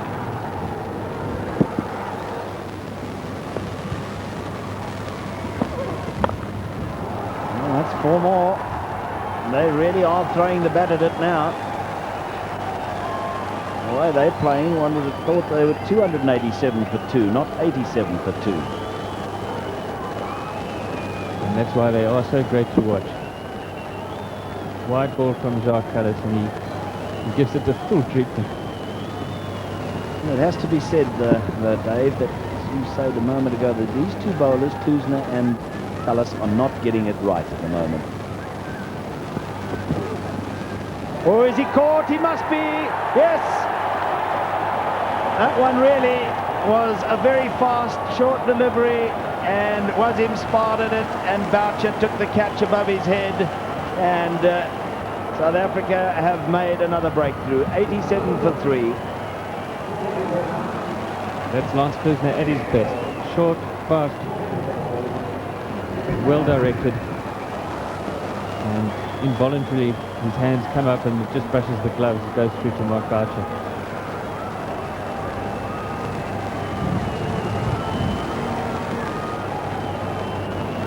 Well, Wazim had really played some tremendous shots. Look at that, 8 fours, and he's 44 coming from just 44 balls after Pakistan had plunged to 15 for 2. It was a splendid innings in many ways, but it ended with a very fast delivery from Klusener, and it's left Pakistan 87 for 3.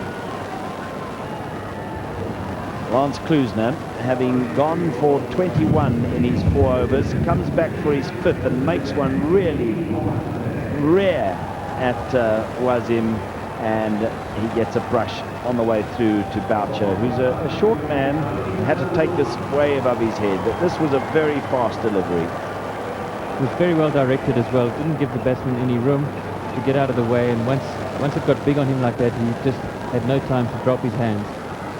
And as a result, touches his gloves, and Pakistan are 3 wickets down. Inzamam coming to the wicket, but after that, well, you never know. This is a fine batsman. It's gone to the top of the Coopers and Lansbury ratings, the #1 batsman in the world, and Inzamam is very experienced, very capable, lovely shot maker.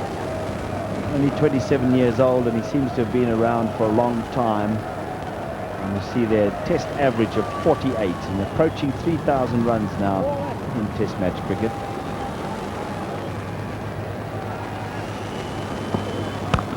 And there's another example. What a magnificent stroke. Beautiful shot. Went up the front foot, cracked it in between the covers. And must say, whilst he's not comfortable, prepared to play his shots, he's doing well.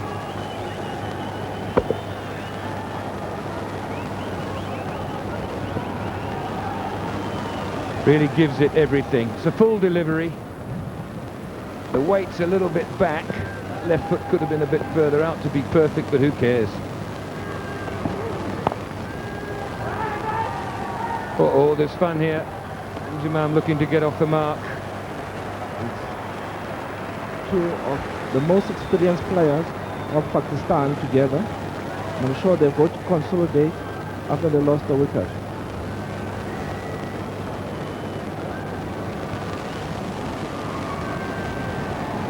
Capable of playing innings of the highest class.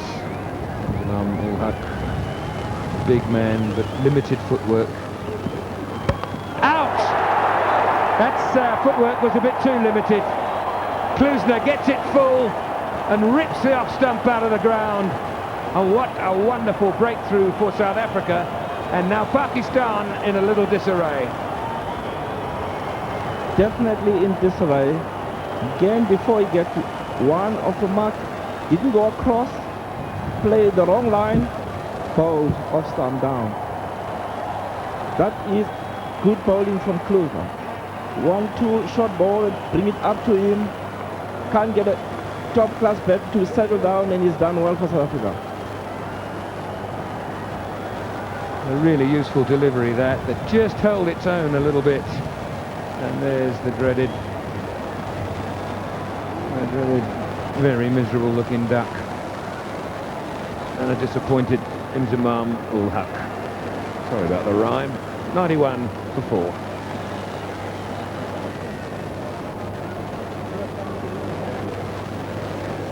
So Pakistan now have got a problem. 91 for 4.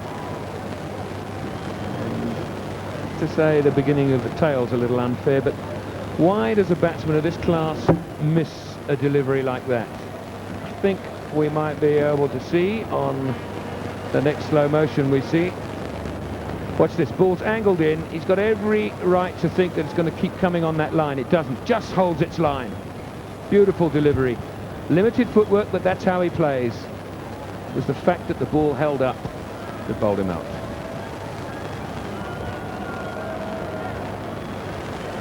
Mohan Khan, experienced test cricketer, 33 matches.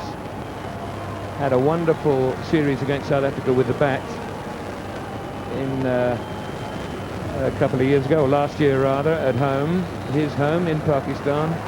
Is this dismissal again? Angled in, holds its own. Al Sidhi.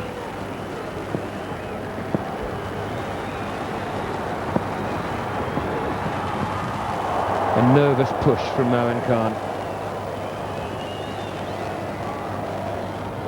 Klusener's paid is up. He's certainly running in now. He knows he's on top.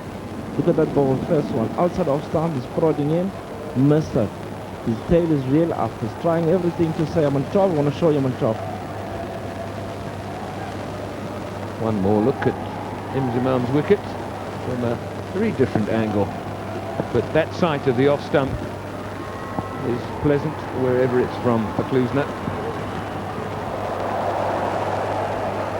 Rather showed that bouncer, I felt, went wide of the crease, got chest open. I think Mohan Khan was virtually ducking almost before the ball was delivered.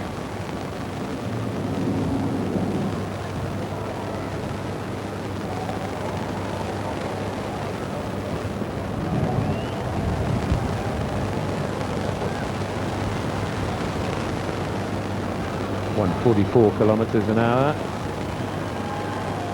Last Klusener's been in and around there for most of this spell. Really wholehearted cricketer. I love watching him play. Another nervous little dab at the ball from Mohan Khan.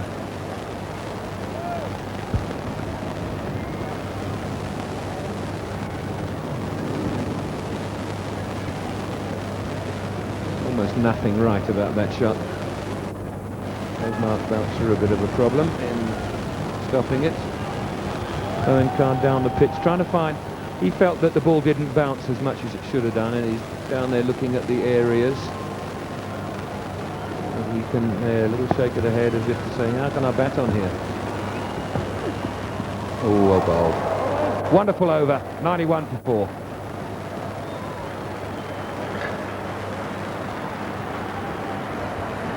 Now, players are going off the field. Whether it's actually started raining, it must have just been in the air for them to leave the field. The quicker they get out of here, the better. It gives the groundsman chance to get the square covered before the major section of the rain actually hits. And there's Pakistan's reply to South Africa's 364, courtesy Boucher and Symcox. And then Donald and Pollock first to strike, and then Klusener double strike in successive overs. So a lot to do, Pakistan. Ijaz not out 24. Mohan Khan only just come in yet to get off the mark. And they're the bowling figures. 7 overs for Donald, 8 for Pollock, 6 for Klusener. Callis has done a tidy little job up the other end, although... Well, unfortunately... And immediately he starts with a very, very good delivery that just swung away a little bit from the batsman Mohan Khan. Gary Kirsten was saying, and quite rightly so, the bowlers have got to get into the right position. This is the sort of thing they need. Down to Findling, it goes for the single. Very noticeable there how he moved across and in front of his stumps, which he's prone to do, particularly early on in his innings, and that's why he's a great candidate for LBW, and Sean Pollock has got him several times.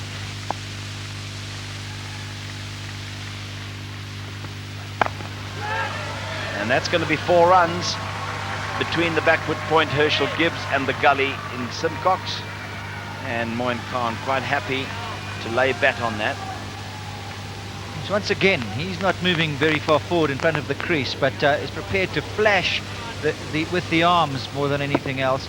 Got an outside edge, and it, luckily for him, flew into the gap for a boundary. Up in the air and caught. Well, they'd set the trap and he fell straight into it early on the 3rd morning. That is poor cricket from Ijaz. Nice catch down there on the boundary from Sean Pollock, and Alan Donald has got his 2nd wicket, and Pakistan are 112 for 5. Great bit of strategy this by the South Africans. You knew Alan Donald was going to put something extra in when he was bowling to the better batsman Ijaz. Sean Pollock judged this to perfection and takes a great catch. Well, that was really a silly shot, and one that Pakistan could ill afford at this stage. And Ijaz out for 34, adding just 1 to his overnight situation, and Pakistan having added just 4 runs, or 6 runs rather, to their overnight situation, have lost their 5th wicket. 1-1-2 for 5.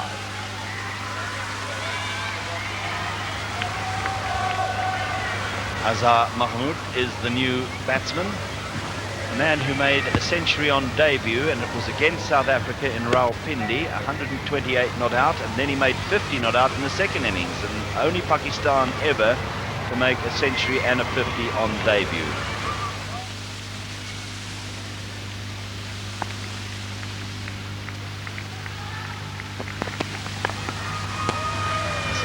Cover point area. Gibbs is after it. They get 1 and they think of a 2nd, but Gibbs is so fast, and wisely Khan says no. Well, this is such a benefit to the bowler. He really moves across the field. Oh, he's dropped him. 3rd slip, and they're going to get 2 runs. Well, Donald drawing Khan into the drive there, and it found the outside edge, flew above the head of 3rd slip, and hands on it, but down it went. Andrew Hudson, the unlucky man, it was high, it was flying with incredible speed. He got two hands to it, two good hands to it, but ultimately frustration for Alan Donald. Yes, if only he could have pushed it up, which very nearly happened. You see, he gets both hands there. It could have gone straight up in the air and he might have had a second bite at it, or the second slip alongside he might have been able to grab it. Field for LBW here. I think that might have dragged back enough to go down leg side. So much movement from Alan Donald. Almost unplayable. Look at that. He's late on it, and it's going to beat leg, and also possibly going too high.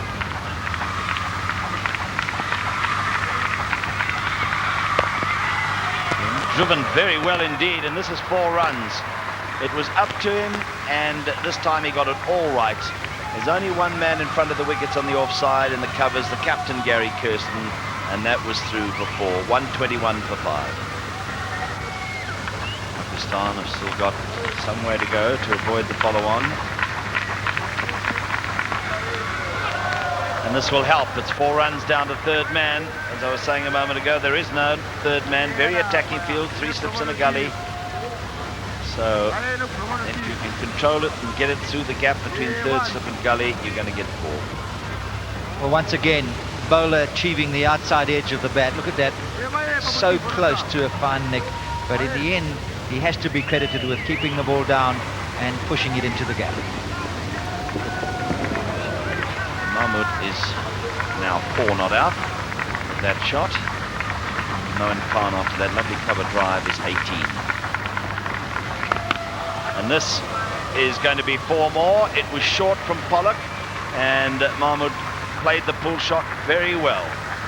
I think Sean Pollock showing the frustration of conceding the boundary on the previous delivery. Tried the short one. It was the first one. It's exploratory, really. Didn't get it up high enough. And certainly Mahmood had almost a gift for 4. Hit it well, though. Yes, they're going for their shots. And he brought this one off very well indeed.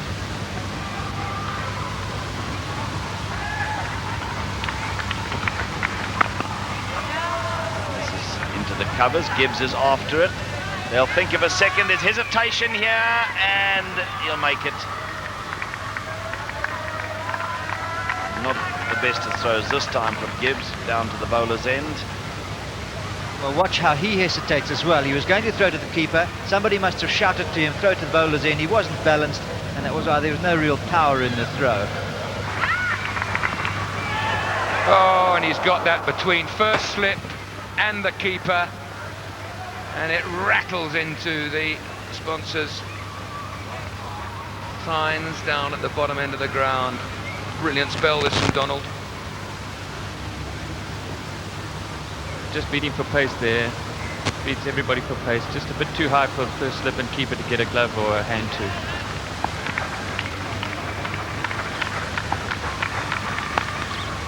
Cut away. That's his 5th 4.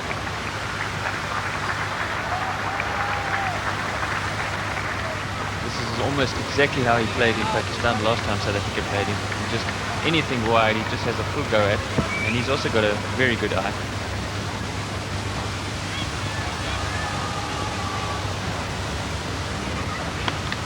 That's hit him on the head. And the quick bowler's green.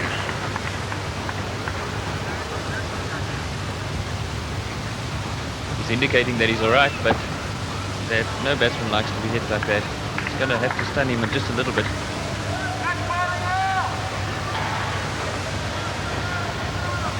Just a little bit too quick for him, and he's through him before he can get the bat anywhere near him. That's beautiful bowling. Beautiful bowling.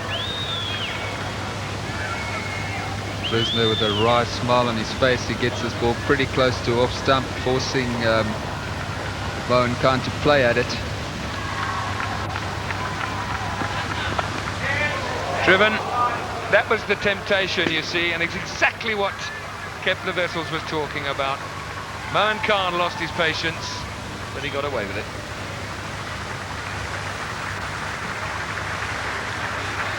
Mohan Khan slashing at a wide delivery. No control over the shot whatsoever. So third man in place, it finds the gap between gully and third slip. Very frustrating for Lance Klusener. Simo the missing link.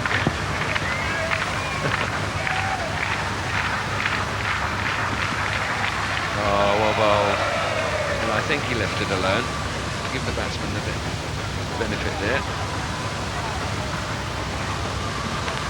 Beautiful delivery. Jacques Kallis getting some swing and bounce. Mahmood read it well enough. Was going to have a flirt at it, but let it go at the last minute.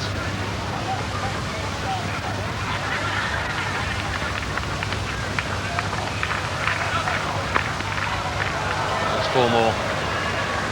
Down through the hole there. Well bowled, but 4 runs. From a batting point of view, an absolute pleasure batting without a third man. Batsman is beaten on that occasion. If the ball flies off the outside edge through that vacant area, it does take pressure off. But again, a fine delivery.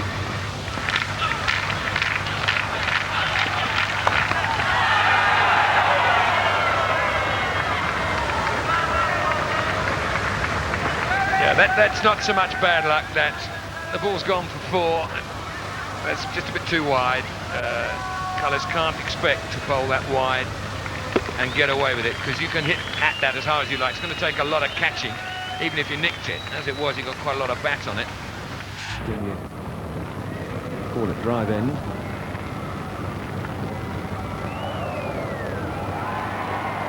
Well done, Mark Boucher. He might not realise just how important that might turn out to be. It's quite interesting, both these batsmen have been at the same ends for 9 overs now. Though some runs have been scored. Mahmood hasn't faced Klusener, and Moeen Khan hasn't faced Cullis. As a batsman, it's always better when you can work together with your partner and rotate the strike. Well, that's the kitchen sink. Went fairly high. Donald's, he's taking it with him. Bad luck. 10 out of 10 for effort. 0 out of 10 for result.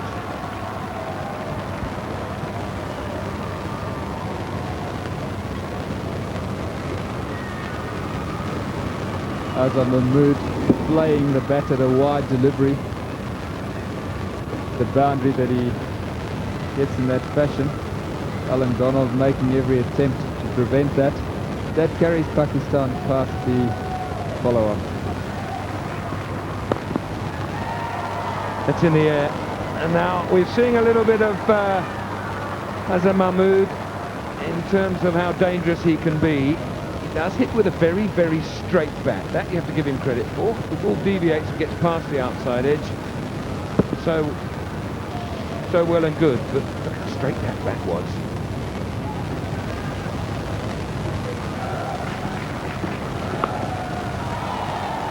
Stay. Good start from the old man.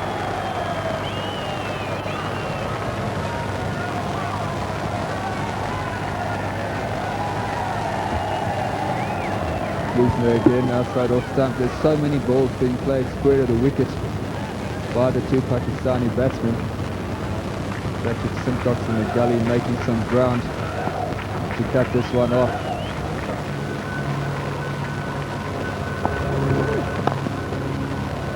2 for 4.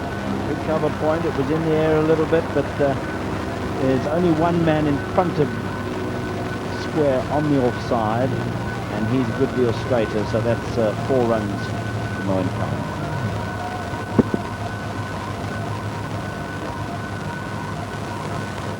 Donald from the corner drive end, and take that. It's an extraordinary shot from Mahmood. Not going to reach the boundary and get only 2 runs for it. That wasn't that short, and he certainly got a lot of bat onto it. Hit it a lot higher than he probably would have liked, and so it didn't go for 4. But he's got an exceptional eye, and he hits the ball very cleanly.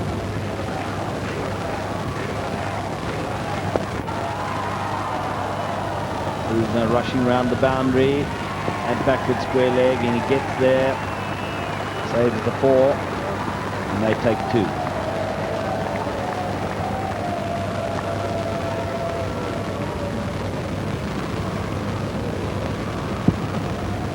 Donald going down leg side, but again, a clean hit of the ball.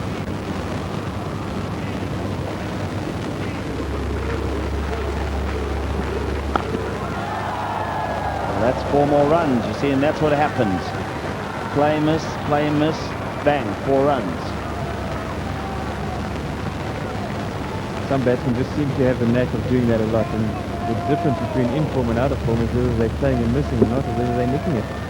I remember Kenny McKeown used to be a type of batsman who didn't play in this that much. He tended to, if he did flash, he either hit it for 4 or he nicked it. So I often say you've got to be good enough to get a nick. 8 4s now, and he's 39. That's almost 2 hours. Oh, a bit more good fortune. Off the inside edge, and so nearly onto the stumps.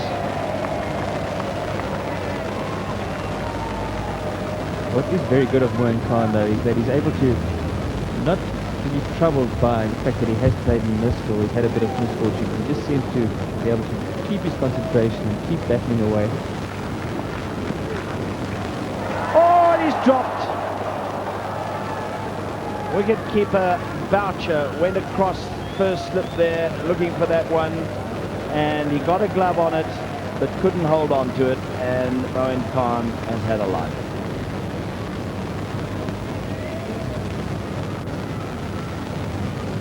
Beautiful bowling by Lance Klusener, gets the outside edge. But to go a long way towards the slip there. Maybe he'll look back on it later tonight and think, why didn't I leave it for Darryl? Yes, it's a difficult one for the keeper because you react instinctively in a way, and once you start going for it, you've got to keep going, because if you pull out, that's even worse for the slip. This will be 4 more runs. It was a bad ball, and it slipped down the leg side. It was poorly, just had to get something on that, and was going to go for 4, and it's now 190 for 5.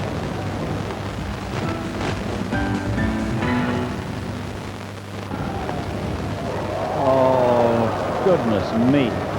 Another one goes flying over the slips for 4 runs. They've brought up the 3rd man because Moeen Khan has been playing and missing, and they've brought up the 3rd man into a 2nd gully or 4th slip position, and this one flies over the heads of the slips.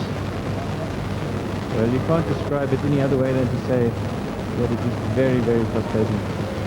Gary Kirsten, for everyone really, from the South African point of view. Another 4 runs, this time over the wicket-keeper's head. Oh, dear me. Well, as batsmen, sometimes you can even start to feel a little bit embarrassed.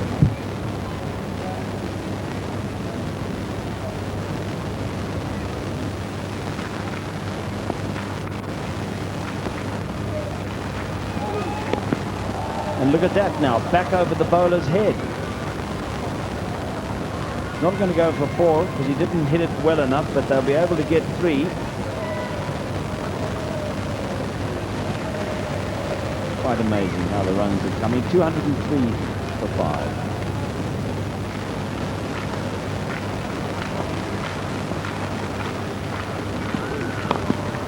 Another good shot, straight down the ground. That might go the whole way. Sounded better contact. No. Good chasing from the South African captain. Well, this has always been the worry, that these batsmen have lived dangerously and they've taken enormous chances. They've been unsettled, and yet now they play strokes like this. Mahmood goes on to 52. He's got an impressive average in Test so far. That's smashed through the covers. Certainly when the ball is semblance up there. There's no hanging back. Well, you know, they're not even trying to get into line. They're not even trying to get their foot to the ball. All they do is they stay in position and throw the arms at it. And they've been connecting reasonably well. Flamboyance is the name of the game here, and a huge frustration for the bowlers.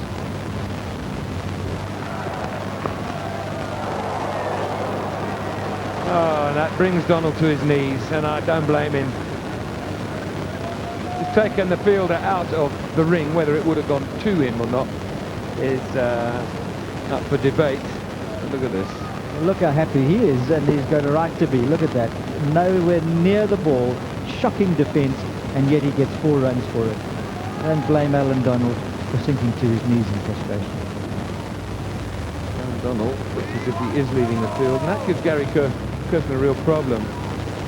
We were discussing, I was discussing with Kepler Vessels before the lunch special that the 4th bowler, the all-rounder Macmillan, is missing at the moment. Sure, and particularly because Jacques Callis wasn't too impressive in his spell. Always happy to be on the field, automatically into his position at backward point.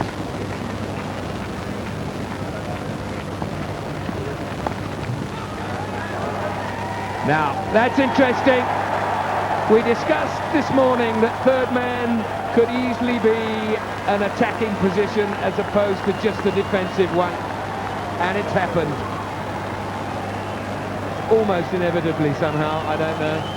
Well, Herschel Gibbs had been moved out of that exact position where John T. Rhodes moved in and down to third man, and at last one of the edges has gone to hand. This was a little bit wide, as predicted. He would go for it, he did, and this time the ball flew unerringly to the man at backward, third man. Takes it nice and comfortably, good captaincy there, and great happiness for Lance Klusener.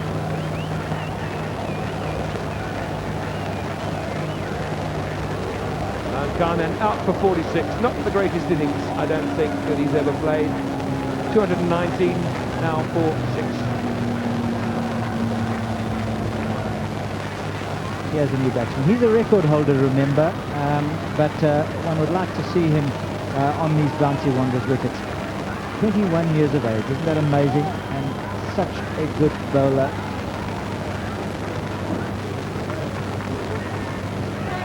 That's it. Be out down the leg side. No, Peter Willie says no. Klusener's furious.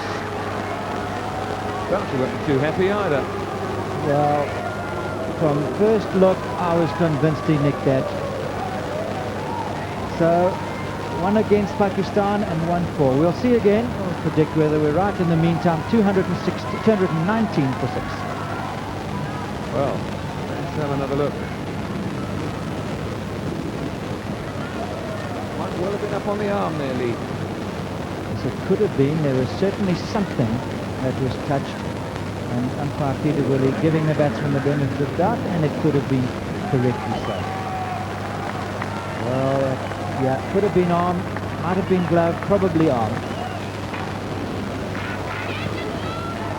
Oh! Archer fails to gather that. By signal. Very time, the young man.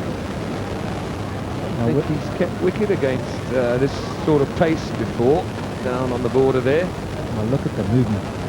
After it pitched, it's going down leg again, but he's not anticipating it, and that's why he's dropping the odd one. It was always going away from him, but he's soon learning that wicket keeping takes 100% concentration.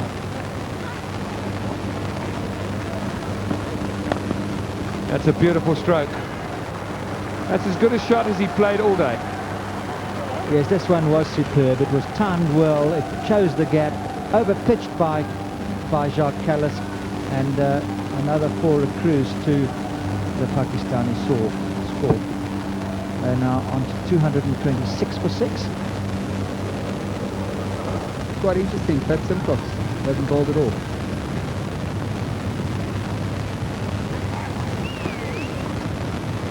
Another edge, well stopped. Klusener the man in question.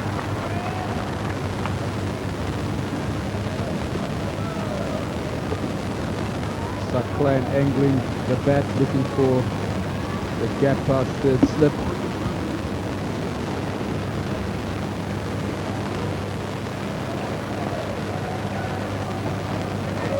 Oh, what a fantastic delivery, albeit that it was illegal. Sean Pollock overstepping. A magnificent delivery, some away swing, an extra bounce. Oh no, but watching Sean Pollock running in again.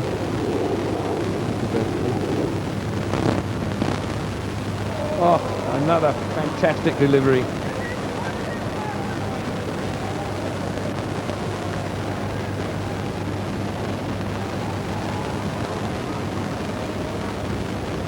Wonderful delivery by Sean Pollock. He's been swinging the ball away. This time he hits the seam and nips it back. So playing Mushtaq, everything but comfortable.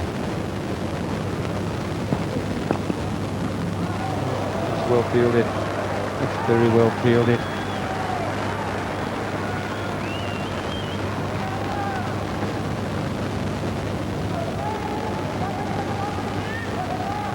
Good piece of fielding by Adam Waqar. Quick reactions there. 34 adrift. That's a super delivery, outside edge at last. Cullis strikes. Boucher's a happy boy. 230 for 7.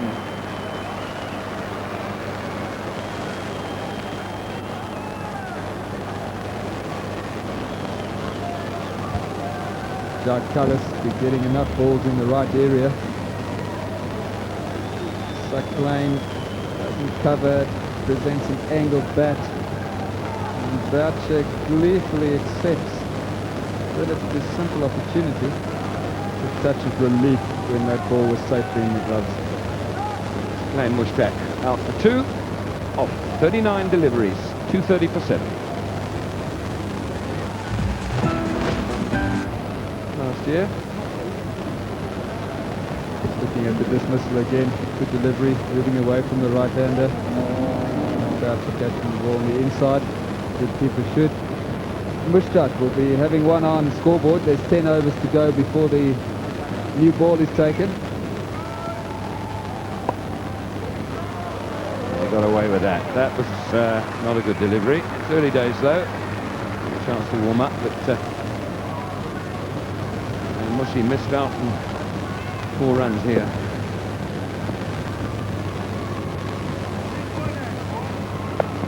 Oh, okay.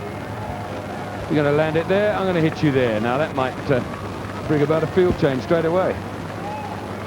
Predictable tactics by Mushtaq and by Pakistan. As we said before, there's 9 overs before the next new ball is taken. In their best interest, try and get as many runs in this period as possible, particularly off the spinner Pat Symcox.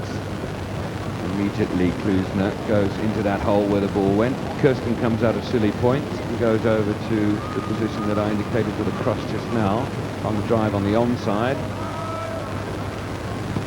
Oh, well bowled. Not enough from the keeper there to be convincing.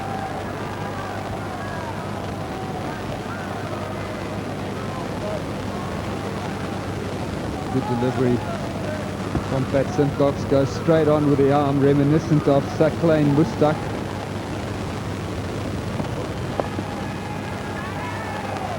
Bunted away for 4, that was pretty good timing.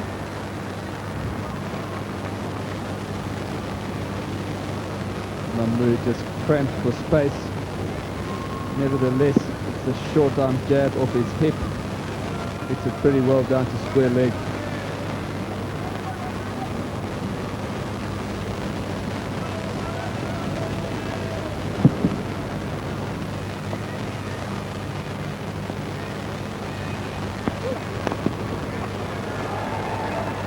Again, just that width. As soon as the width's presented, doesn't matter if it's swinging, he hits through it, and he hits through it hard.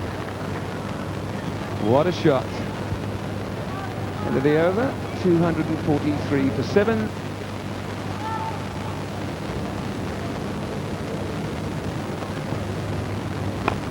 And Mushtaq opens his shoulders again, and he's got 4 more.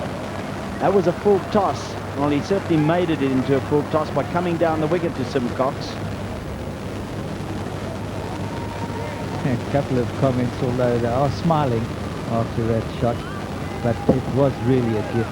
He used his feet nicely, didn't he? And now he chooses to drop. Even though there are 2 men out.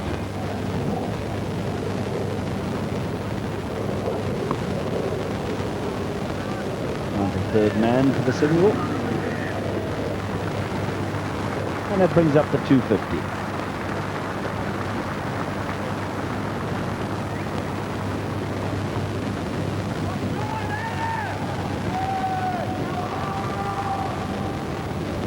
Field changes quite dramatically for Mushtaq Ahmed, the third man who's just fielded. That one comes up into the slip cordon. Field for LBW, and going round the wicket is maybe the reason why he doesn't get it. We'll have to see. Did that pitch outside leg stump? Well, logic would have it that it must have pitched outside leg stump. He's really bowling from quite wide. And for him to hit the stumps, it has to do that, particularly when pitched low. That's quite close. In fact, extremely close. Well, there's no doubt it would have hit the stumps. And the little doubt as to whether that did pitch outside leg stump or not has been given to the batsman by umpire Peter Willey.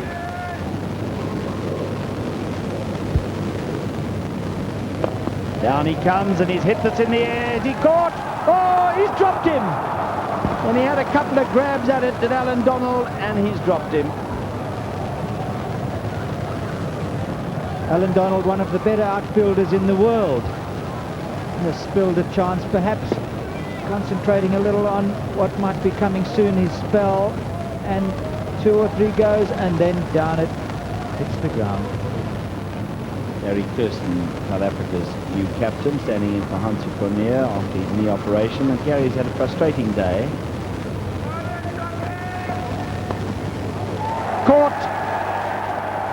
And Mushtaq eventually goes. He lived pretty dangerously, dropped in the last over by Donald of Symcox, but now he is caught in the slip cordon. There were 4 men waiting for that, and when it came, they held it, and Pakistan have now lost their 8th wicket. 255 for 8. Jacques Kallis, the man who gets the wicket as Mushtaq drives, and Gary Kirsten, the captain, grabs it at 4th slip. And so Mushtaq out for 10, Pakistan 255 for 8.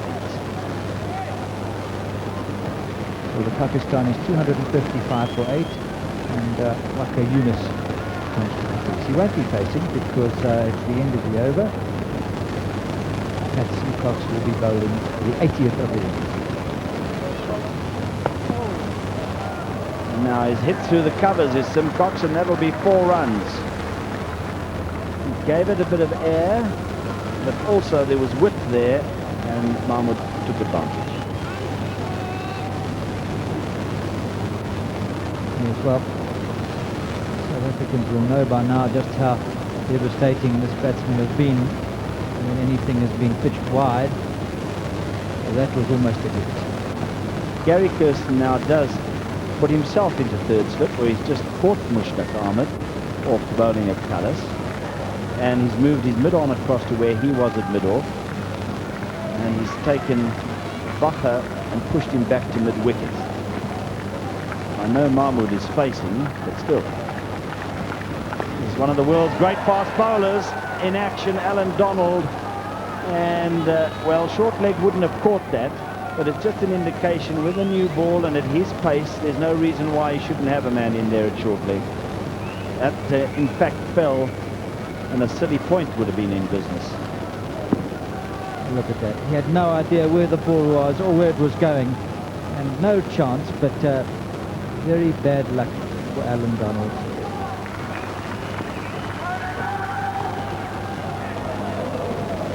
This might go to for 4. It does indeed. Gone too fine for the man down there to cut it off. And I think, is it 4 runs? Leg byes, 4 leg byes. The foot came off the 5 pad.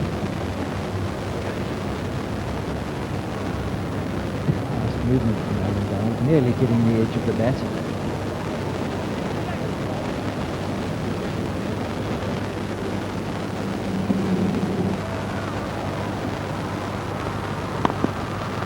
That's beautifully hit and brilliantly fielded. Wonderful cricket all round. A quick bowler over pitches, driven solidly by Mahmood, and great fielding from the South African captain.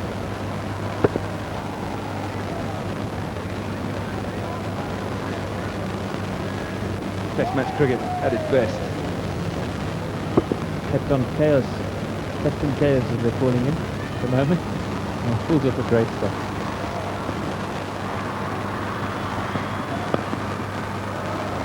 That's a fairly agricultural stroke. They want to cut it down to 2 if they can.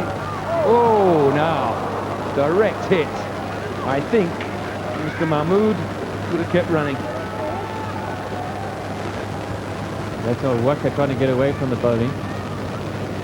Going for a third, which wasn't really on.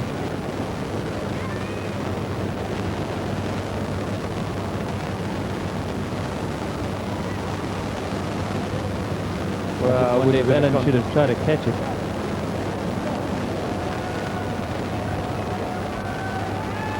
You're right, David. Had he caught it and taken them off, a split second that goes through your mind, it's hitting, and you end up getting hit on a shin bone or something like that.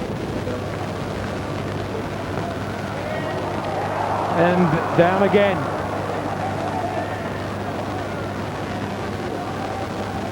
None of these chances are straightforward. None of them are that simple.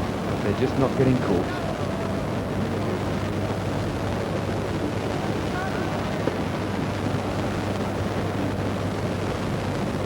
Almost the element of the unexpected there. You're probably saying to yourself, how the dickens did it get to me?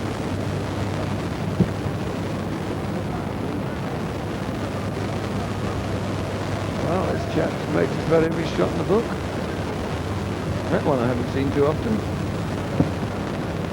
Toe end.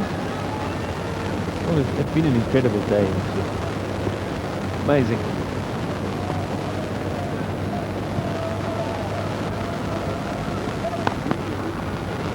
Hit hard into a vacant area. It's a consideration that Gary Kirsten has actually got to give to this field. Can't over-attack. He doesn't want suddenly 25 runs coming in a flurry here and that lead getting cut down. For Waqar Younis, he's going to have to get a mid-on in there, maybe a mid-wicket and 2 slips and hope he nicks it fine. And he's hit that so sweetly, right between the two. Good fielding again from the South Africans on the boundary. Beautiful throw, good combination. But for a moment, that looked like 4. Well done, Adam Waqar.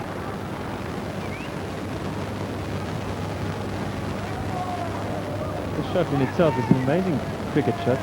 Not much of a bat lift, and he just swivels on the right leg. He actually hits it with great power down there, and Adam Waqar does very well. Expected may just before.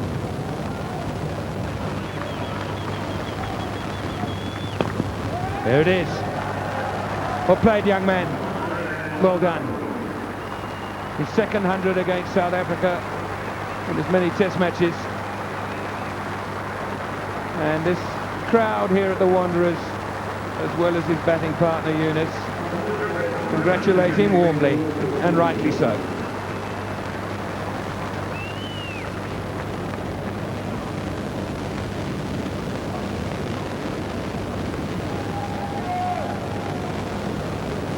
I love the way they acknowledge somebody at the end of their centuries. Nice to see. But really, he does look as if he's enjoying his cricket, whether he's bowling or fielding. He doesn't take a backward step. He let Pat Symcox know exactly where he was when he was bowling the other day. And that's carved over cover by Waqar Younis. Anything up there, the blade of the bat goes at it.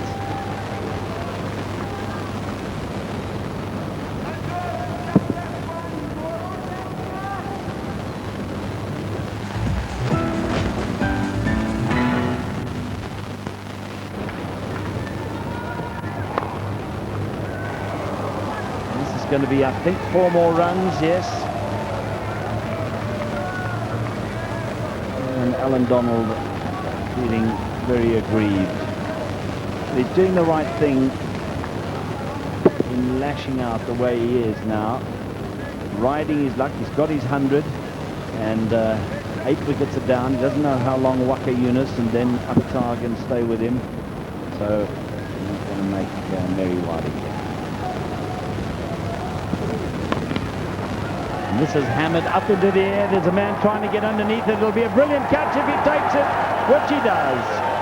Very, very good catch indeed by Andrew Hudson. And Waqar Younis is out for 10. That went very high, and Hudson had quite some distance to run with the ball coming over his head. A brilliant catch in the end.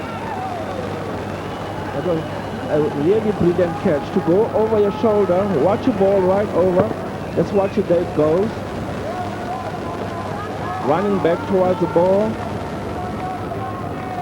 Watching the ball all the time, right into his hand. Well taken, great catch that. Lovely camera work too, and a very good catch. It hit low down on Waqar Younis's bat.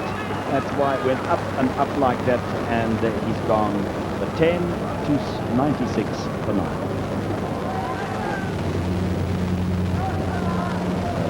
Waqar, young man at 22, we're impressed with his fast bowling, playing in only his 2nd test match.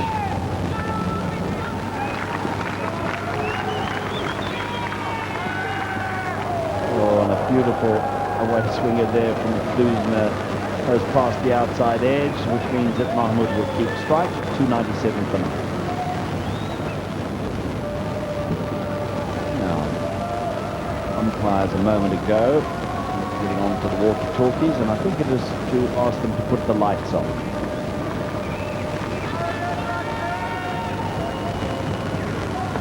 Oh, enough.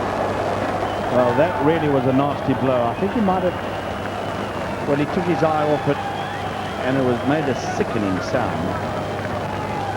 It was fast, short, bowling to a guy who, when he bowled Azhar in the first inning, we never thought he was quick. He's now getting the same stuff he gave to South Africa when he bowled. Ducked right into it. Anyway, game on. Sean Pollock.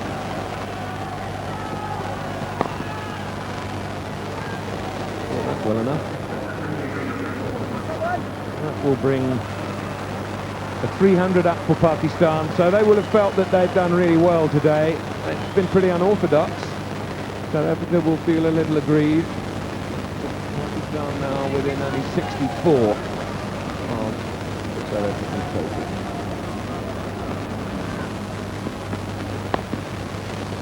Four. Well, Pollock won't like the fact that it's gone for 4, but it does keep the number 11 at the striker's end. 305 for 9. And it went down. A little bit of, excuse me, I'm here. Would you mind walking around with me? So it is quickly resolved. Pollock standing his ground and the batsman saying, well, this is my running line. There's conflict of interest. Whipped away, he'll want 2.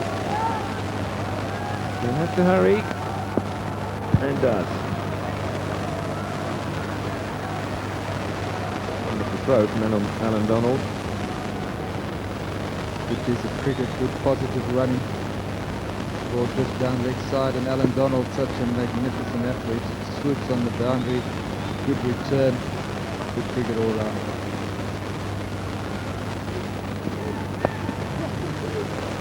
That away nicely.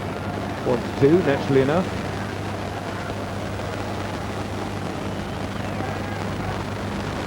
We're over at 311 now for 9.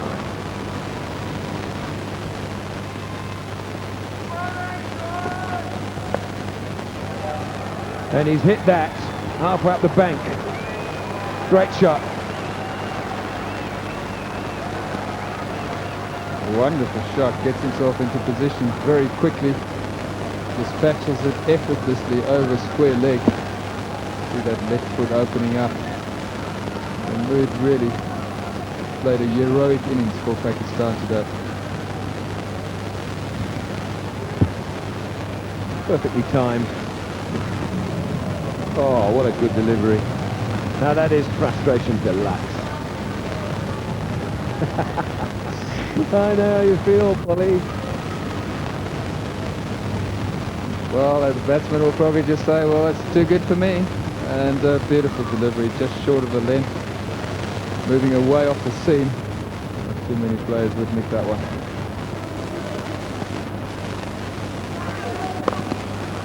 Wow, that's a magnificent shot.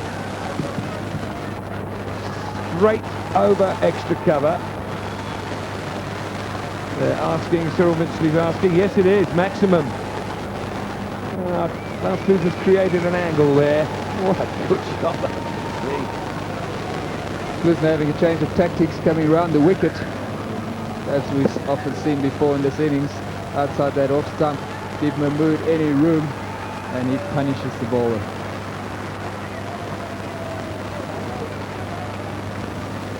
Immediately goes back over the wicket, very sensible.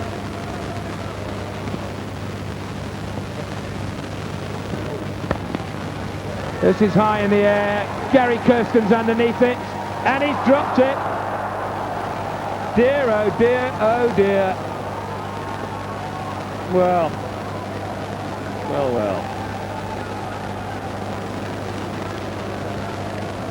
Gary Kirsten, normally a very safe pair of hands in the outfield, got himself in reasonable position to catch that.